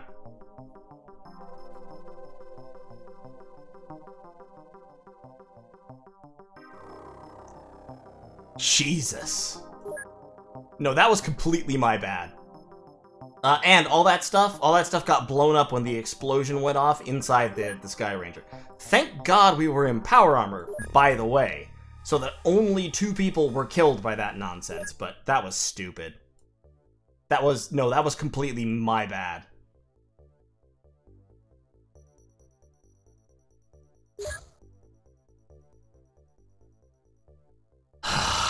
Jesus.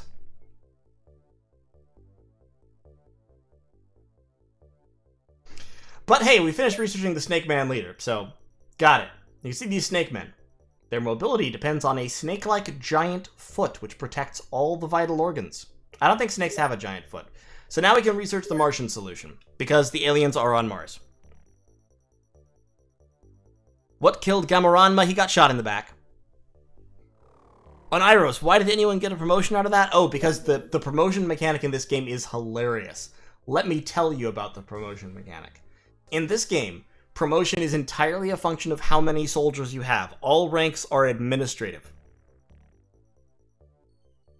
So, when you have X number of soldiers, somebody becomes a captain, a colonel, a commander, whatever. And that's always a function of who, like, everyone has a score, which depends on how long they've been in the group, how many missions they've gone on, how many kills they've gotten. Whoever has the highest score in the next lowest rank gets promoted. So what that means is if you only have one colonel, and the commander eats it, he automatically becomes commander, no matter who down below is better than him.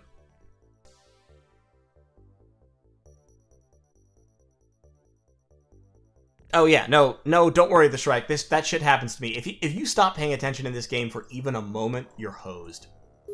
It's time to get the small launchers and stun bombs. And our hyperwave decoder in Mar-a-Largo is complete. Fantastic. 5 days for the personal armor. We're just gonna kind of lick our wounds for a little bit here. Oh god, they've got another alien retaliation mission coming. Alright, let's shoot this guy down. He won't land. Not on an alien retaliation.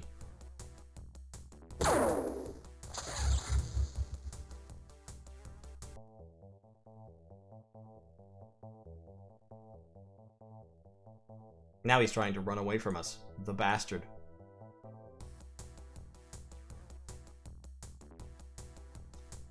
How dare he? There we go. Shot him down.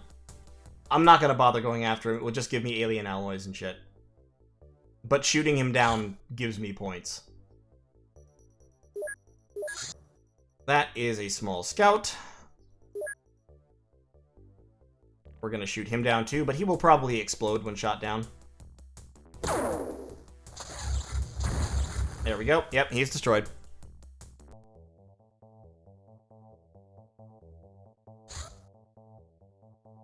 Okay, so we've got our hangar in Corona Nostra, which means we can buy an interceptor to go here as well. And we don't have any storage space, however, because the hyperwave decoder has taken 1 day, and then we're going to have to build a general stores as well. Oh, another Mutant research. That might be nice. Manya, how are heavy cannons versus autocannons worse, in my opinion? Heavy cannons are like sniper weapons, but they're not actually very good at sniping.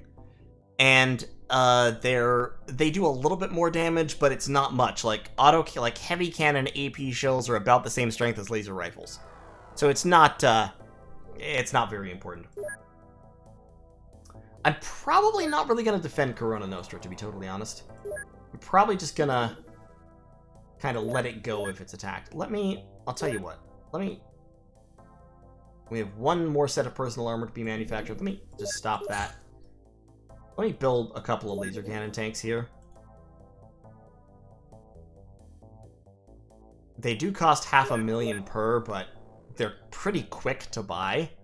And honestly, when I'm making this much money off laser cannons, $500,000 per tank isn't that bad. But we'll get another tank in there so we can field a full power armor squad again. We'll grab this scout when it lands, and we will take its delicious, delicious Illyrium, and we'll use that to manufacture some more power suits and plasma cannons. Because I do need to make more plasma beams. In fact, right now I'm actually going to stop production on those so that I can build 3 more plasma beams. And equip my standard, the interceptors here, all with plasma beams, so I don't have to have missiles in storage anymore, and everything will be better and easier, and harder, better, faster, stronger. 1 day, 12 hours on the tanks. Here. That's not going to be done in time. Let me see if maybe I can... get one of those churned out real quick while I'm, like, intercepting this thing. Probably not.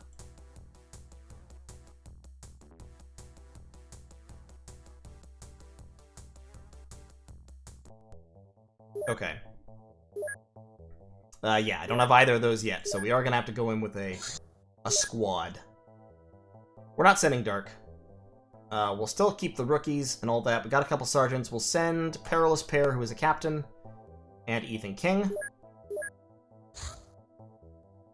And for armor, once again, some of the newbies are going to have to give up their power suits so that the officers can have them.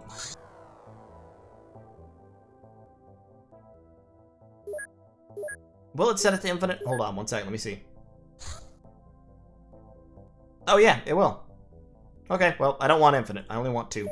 But that's good to know.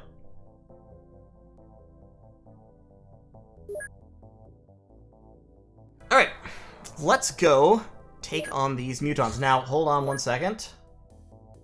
I still have electro flares. I did lose a whole bunch of smoke grenades when they exploded. But that's fine.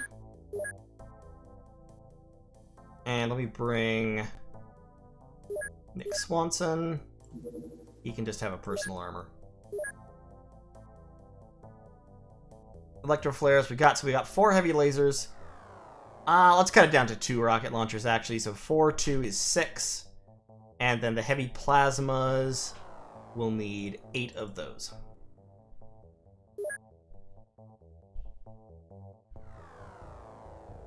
Gedgy, yeah, this will be on YouTube. And honestly, I'm probably gonna cut it, like, after this mission, maybe? It's been going for about 3.5 hours, so yeah, I think maybe we'll run this mission and then call it good. Let's go! Boink. Fortunately, it's daytime this time. Muhammad, fine. Gear, fine. That's fine. That's fine. That's fine.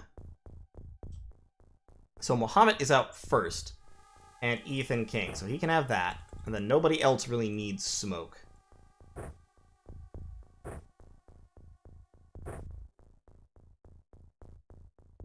Akers, Gidgey, Oniros. I haven't seen Oniros in a little while. He looks like he's doing good. Pedro Henrique. Who can I give a... I can give Jogiri that. That's good.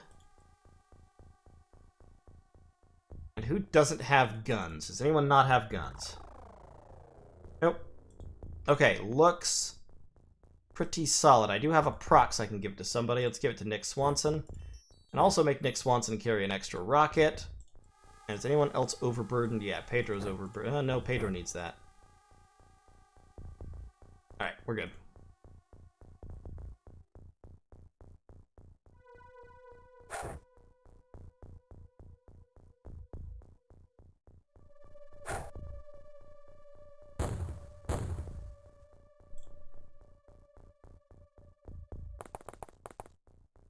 Hi, dude.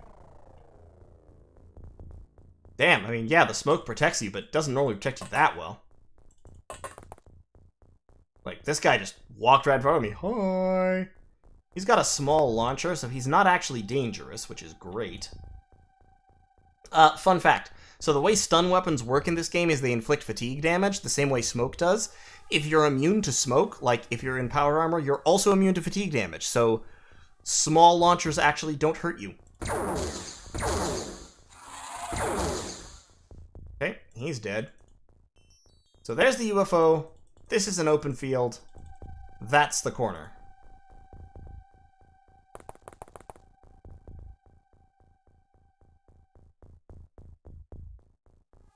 No, Squid, I think I'm gonna get everyone killed. That's really what I like to do. You know, that's kind of how the game is meant to be played, I feel. So I'm gonna aim for that. We're gonna try the getting everyone killed strategy.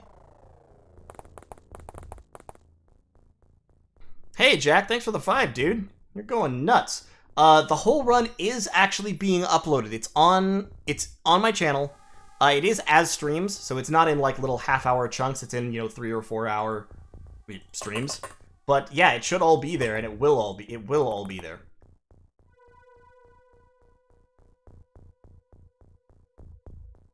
Let's have you kneel. Give cover. Nick Swanson, you have the light armor, so I want you to hide behind a tree real quick. Joe Gary, you don't need that. Drop it. I also don't need stun rods, because I don't need prisoners on this mission, but I have some stun rods, and I was, might as well bring them. A to the K, you can drop that. Head over here. I'm there's no mutants up here in the corner, so I can just kind of run that way and deploy in relative safety with the smoke between me and the enemy. Which is lovely. Really nice.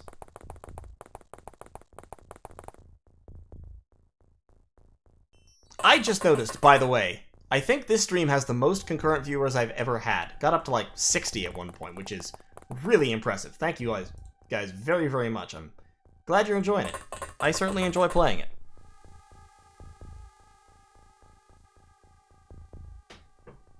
Yeah, don't worry, Jack. Like I said, it will all be on YouTube. Everything I do goes straight on YouTube. This is, I mean, I'm actually streaming through YouTube, you know, it'll be saved and recorded there. Are we still looking for any special tech? Not from these guys. From the Mutons, all we want is their delicious Illyrium. In order to get psionics, which is the only big, like, piece of special tech that we still have to get from the aliens, we need ethereals or sectoids.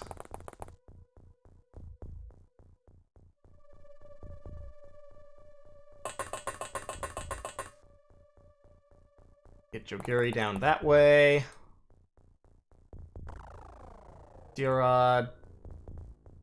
And William Ryder. Actually, William Ryder should be near the front, because he is a scout.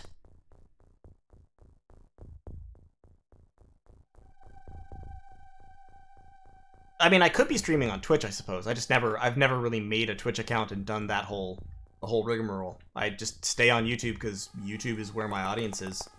And it's what I started doing. I've been doing this channel for like 4 years now, 3 years, something like that.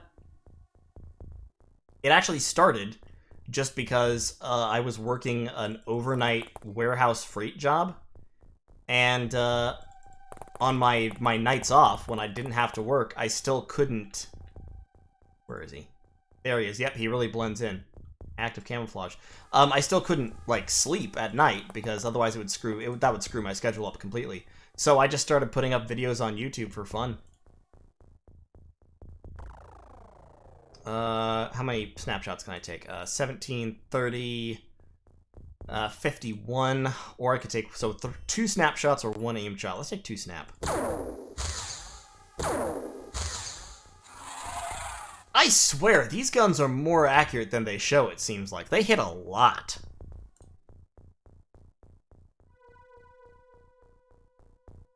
I could multi-stream. I haven't, like, as you guys could see from the technical difficulties we had last time I tried to stream, I am honestly not super tech savvy when it comes to streaming and video management and the various programs and all that, so I kind of try to find something that works and then not fuck with it too much.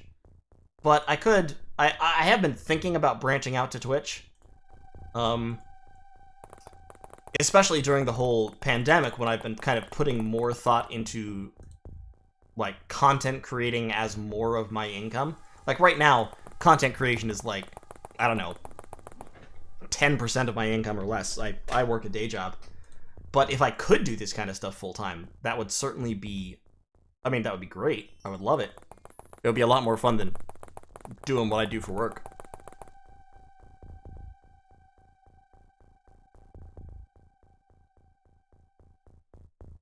It's, yeah, well, I mean, the reason I couldn't sleep at night was just because I was working 4 nights a week, like 10-hour shifts, and on the other nights, if I had slept during the night, it would have destroyed my sleep schedule, which was, you know, I was sleeping during the day, getting up at 9 p.m.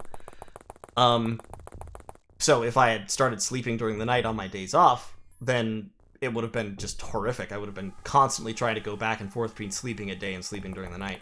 But, so yeah, I was just up, you know, 3 nights out of the week. Everything was closed, nothing was going on. It's like, what the hell, I've been thinking about... I like old strategy video games. I've been thinking about doing videos for a while. Might as well go ahead and do it. So I bought a microphone. Same microphone I have now, actually. And, went to.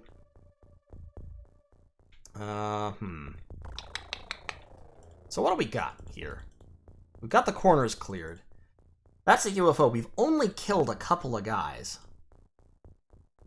Like, I think we've literally only killed 2. So there's probably something like 8 or 9 left. And the fact that it's been so quiet makes me suspect that they're mostly just waiting inside for me to show up so they can murder me. Which isn't great. Oniros, do I have a plan for after this campaign? Not really. I'll probably move on to other games. You know, most of what's on my channel at this point is Dominions. I haven't been doing a lot of Dominions lately because I've kind of gotten tired of the game. I'm kind of casting around for more things to do. I may well go back to some of the older games, see if I can get them to function. There's a whole bunch of retro, like, 90s games that I struggle to make work with recordings that I would love to do if I can just get them to record properly.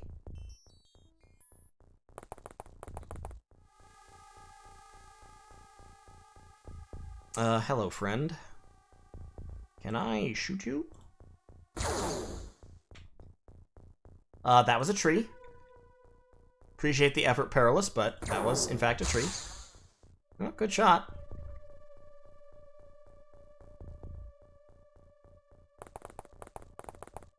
Nick Swanson can get up here and maybe drop some long-range auto-fire action on us.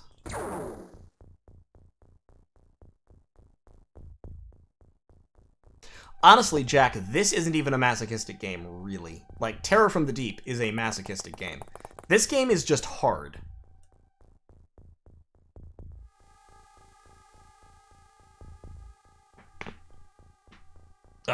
Pardon my neck popping.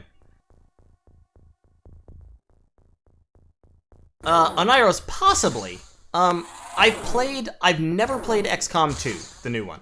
I have played the 2012 XCOM. Didn't really like it. I have a bunch of problems with it. XCOM 2 looks like it could well be, like, kind of a different game, which might be interesting. And I've been looking at Chimera Squad. Chimera Squad, once again, different kind of game. It's not, how do I put it? It's not that the new XCOMs are bad games, as I think I've said before. It's that they're not XCOM games, the way I think of XCOM games. Like, they don't have this feel. The new XCOM does not have this kind of brooding tension. It doesn't have the desperate charges where you have, 10 guys running in with stun rods trying to take out one powerful psionic alien. It doesn't have the blaster bombs coming out of the darkness. It just has, like, your four-man group of action heroes and your enemies, your mooks that you're fighting. It's much more cinematic, which I think for a game of this kind is actually a bad thing. It's much less... I don't know. It's not at all my favorite. It's, like I said, it's a good game of its type. It's very well done. But I don't think that type of game is... Like, if I'm buying an XCOM game, that kind of game is not what I want.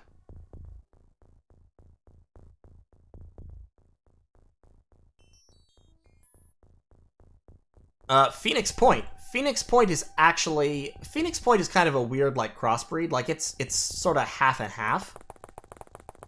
It's got a little more of the feel. Alright, Johan. Thanks for watching, dude.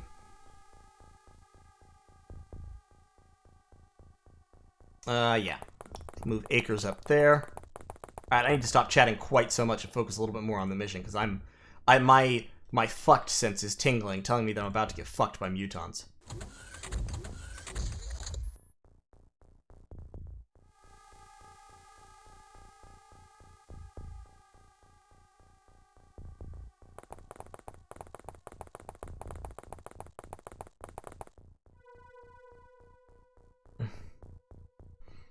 Armored, I can see that perspective, like, I get it, but I've never been... I think the systems of this game are just so solid that I will keep playing it regardless. I mean, shit, there are DOS games that I still play. Yeah, another Westnoth tournament would actually be pretty cool. I'm strongly contemplating it, because the first Westnoth tournament was all kinds of fun. Like, I had a blast with that one. My commentary obviously wasn't the best because I'm not the best Westnoth player, but it was a fun ride.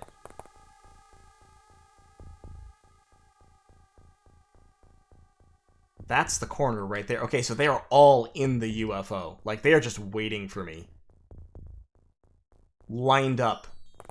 Inside the door. Breathing eagerly.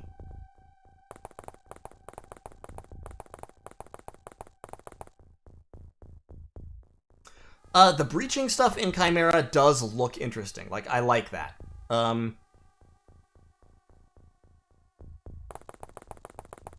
But beyond that, I don't know. It's, like I said, once again, it's not that it's a bad game. It's that it's not what I think of as a good XCOM game.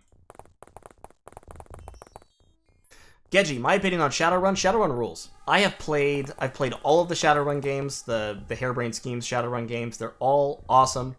Obviously, there are things that I don't like about them, but they do a really, really good job of getting kind of the feel of Shadowrun across, I feel. They're solid. I like them.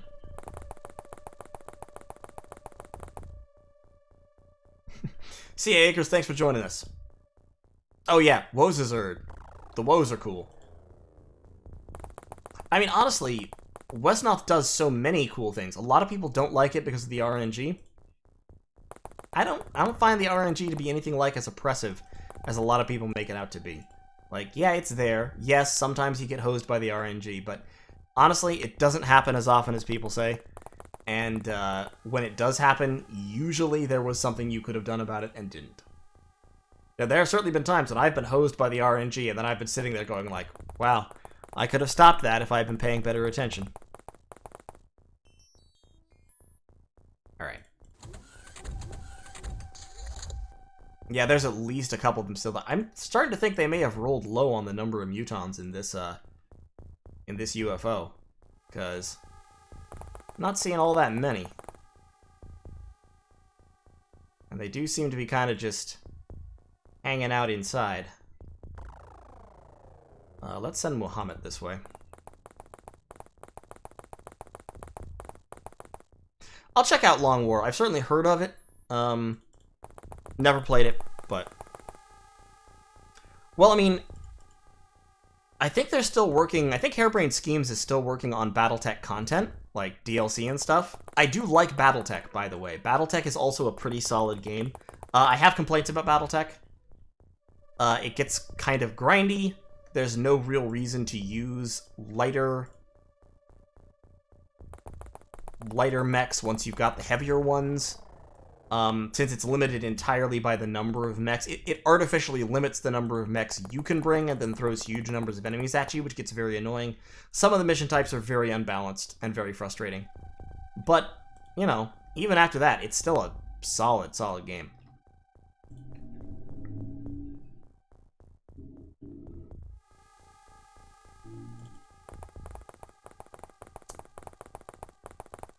Aniros, yes. Phoenix Point is Epic exclusive for a year. Sodong Knight. Darkest Dungeon. I've played a little bit of Darkest Dungeon. It seems like it's a cool game. I haven't done a whole lot with it. But maybe I should go back into it. I do plan to play a little bit more Urtok. Maybe on the channel. I haven't decided yet. Didn't seem like it got a whole bunch of strong reactions, so maybe not. But, you know, it'll depend on what I see. I like Urtok.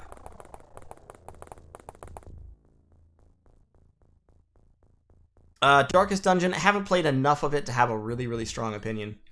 What I've seen I liked, but I haven't seen a ton.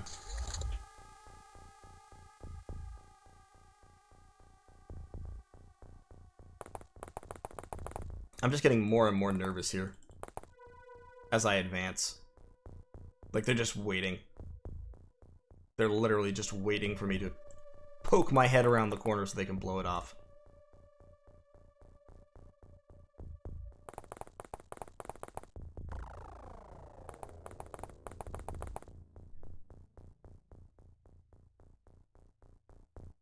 Battle Brothers is very good, and I am definitely going to play more Battle Brothers as soon as the Southern Desert DLC releases. I actually need to play more Battle Brothers before that so that I can start, like, getting back into it and knowing what I'm doing so I don't get hilariously owned. Because getting hilariously owned is my traditional way of interacting with Battle Brothers. Like, I just get wiped in that game over and over and over. Okay, we got Phaonix, we got a rocket launcher dude there, we got Will Ryder. Will Ryder can kind of stand out here. Well, no, he's in light armor. I don't want to do that to him.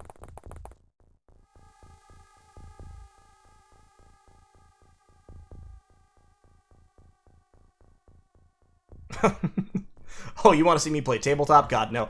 I got out of tabletop games a while back. I mean, like, tabletop RPGs, yes, but, like, I used to play 40K and shit, and that takes too much time and too much money. Nobody has that kind of time, man. Not these days.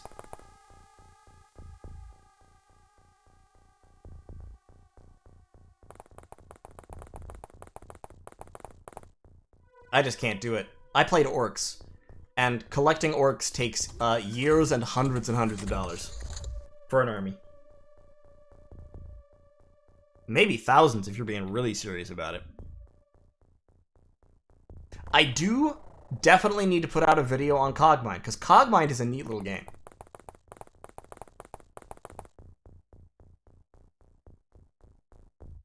Ethan, no, the Mutant Terror unit is this shitty little, like, blob that spits acid. I forget what it's even called. It's not scary. Mutons themselves, fairly scary. Mutant Terror units, not in the slightest scary.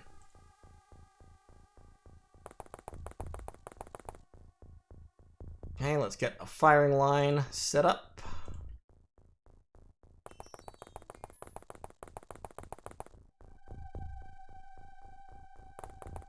Get my dudes here behind some trees so that hopefully if they're shot, the trees will save them. Perilous Pair actually should be close to the front of the lineup because he's very, very fast.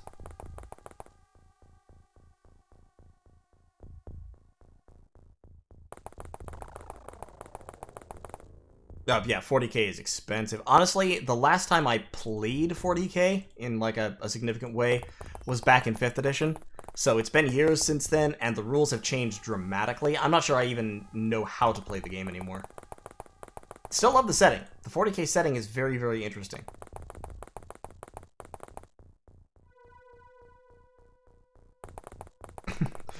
I think my strategy here is just going to be send Pedro in and blow the whole place up. That might work. If only large rockets could pierce interior UFO walls.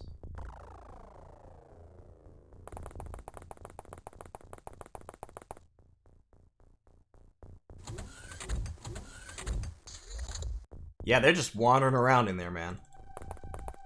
Waiting. Absolutely waiting for me. See if we can get somebody to come out and get caught in crossfire.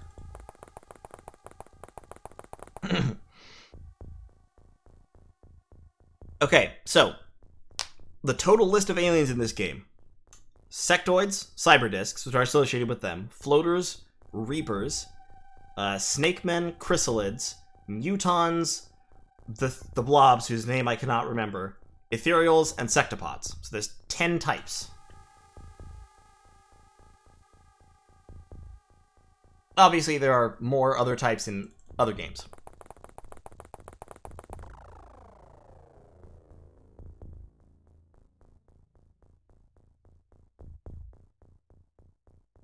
Alright, what else do we got? On Iros, you can just kind of stay behind. The rocket launcher won't be super useful here. Will Ryder, get up there. You can't shoot, but just, like, be there providing moral support. Acres come up, and we are about ready to breach. And what we're going to do here is we're going to have Muhammad hold that. Yeah, let's prime it. And the next turn, we're going to toss that over in one of these directions and block one of these doors. So we don't have to worry about both of them.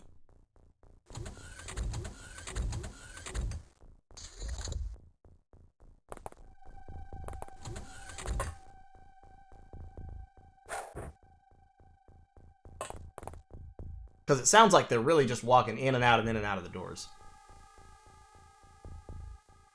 So by doing that, hopefully, somebody will walk out here and explode themselves. It won't kill a muton, because mutons are quite tough, but it will cause damage. Oh, no, not Pedro. Yeah, silicoids. And then, oh, that's right, because ethereals, I think it's ethereals actually have 2 terror units, because the sectopod is one, and the other one is the, like, the flying acid-spitting thing. Yeah, it does a lot of damage, but even so, they're not very dangerous. It's not long range, it follows a ballistic trajectory, if I recall. And, no, those are the Mutant terror units. The silicoids are a different thing. So yeah, there's 11. I missed one. You basically never see them except in base assaults.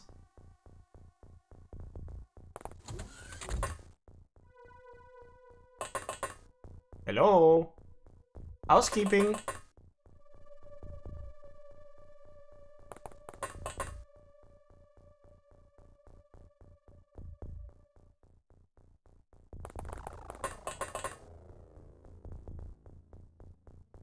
Oh, do mutants get both kind of blob? God, look, I don't even remember them. Like I said, you never see those guys. The only time they happen is either base assaults or Mutant terror missions, and Mutant terror missions don't happen very much.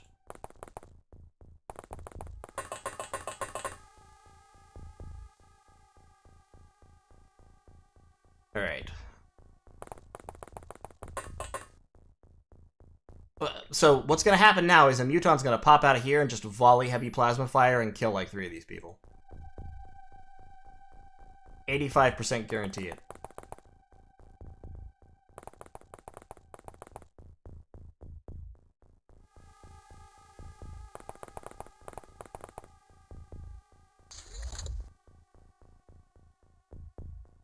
They know.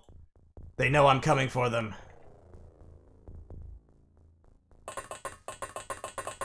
These troops are getting pretty good, though. Like, Mohammed, high reactions, high time units. Solid trooper. Bionics, decent accuracy, high reactions, high time units. It's good. You can tell that your troopers are getting good when their time units all start to be above 60. So we've still got plenty of cover. We've got William Ryder over there. Let's get Ethan King lined up to breach as well. Muhammad may be able to get some opportunity fire on somebody who comes through there. Move Perilous Pair back into the corner so it's covered.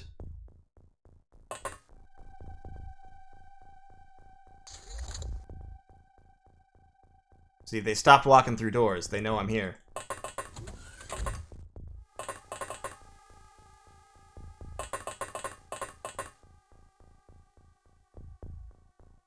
Stack up. I'm really surprised. There have not been many mutants yet. It just means like this. Okay, so this is the control room right here, right? And this is the engine room where the engine is. So it just means we're gonna open this door. There's 5 mutants just staring at us, like breathing heavily. Just.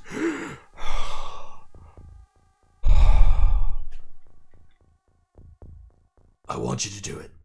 I want you to do it.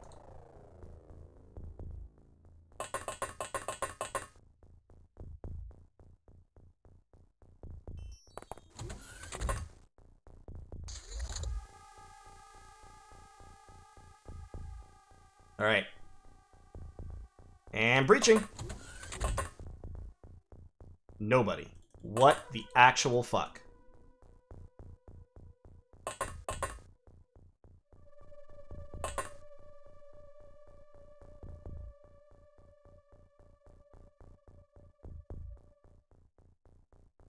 Maybe it's possible that an alien right here has detected that grenade and so doesn't want to go through the door again. I guess that's possible. Nor just, like, stand over there being helpful somehow.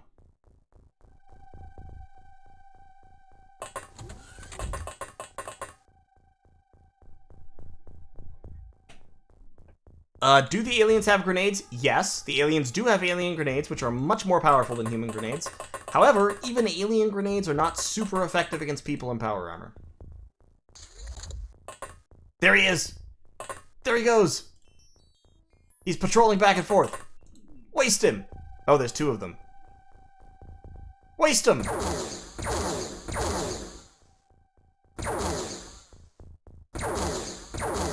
Okay, he's stunned, not dead.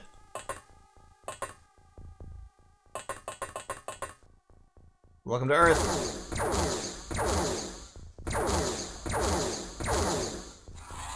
Aw, oh, dude, right in the butt. That's just rude.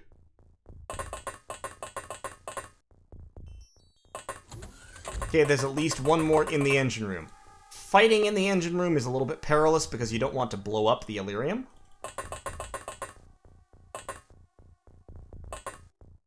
But we'll see. Get a couple of our high reaction time guys standing right here waiting for him.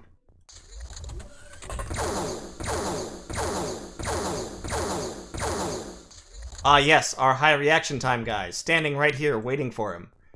So he merely shot us 6 times before nothing happened.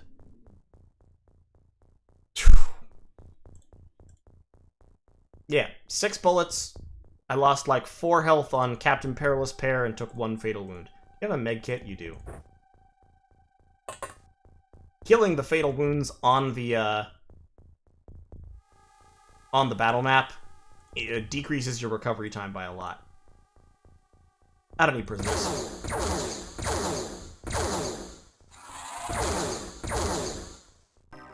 And there we go. Okay, so there were only 6 of them. That's a surprisingly small number of mutants for a scout like this. I'm kind of taken aback by it. I expected there to be like fucking 10, but I guess there were only 6. Alright, some levels. Muhammad Usame is getting really, really good. Really good. So, got some more Elerium, and we are doing fine. Just fine. We got money in the bank, we got lab space, we got some workshop space available, we got all kinds of things we can be doing. We've got 100 Elerium we can use to make stuff, and we are doing well. Honestly, yes, I know, we've had some stupid fuck-ups, but we're on the right track, we're making it, we're gonna get our plasma beams done, we're gonna get our laser cannon tanks done, so we'll have a laser cannon tank to drive around, serving as a blocker. What was that muton? I don't fucking know. It was a muton navigator. That would be really useful if we didn't already have the what navigators give us. If we didn't already have the hyperwave decoder. But we do. We've got hyperwave decoders. We've actually got 3 hyperwave decoders spread around the world right now, and they are doing work for us. So, yeah, Aniros, I'm sorry, you didn't really do much. You were carrying a rocket launcher, you just hung back the whole mission. But I think I am gonna cut this stream here. It's been almost 4 hours. My throat is dry, I'm hungry, it's time for dinner. Thank you all so much for supporting me in what I've been doing here. If you liked the stream, leave a like, let YouTube know. Let me know. Obviously, I know you liked it because you're still here, but thank you all so much. We will continue this playthrough. We are gonna finish this thing out. Right now, it is... Yeah, we finished the living quarters, great. And we finished the small launcher research. Right now, it's the middle of May. So we've got plenty of time still left. Let's research the stun bomb real quick. We've got plenty of time still left in the game before things get really, really hairy, and I think we're going to be able to wrap this up and probably win the game by, I don't know, August, September sometime, something like that. So thank you all once again for watching. I will see you all in the next one. Look for some more videos and other stuff coming out too soon, and I'll talk to you next time. Bye!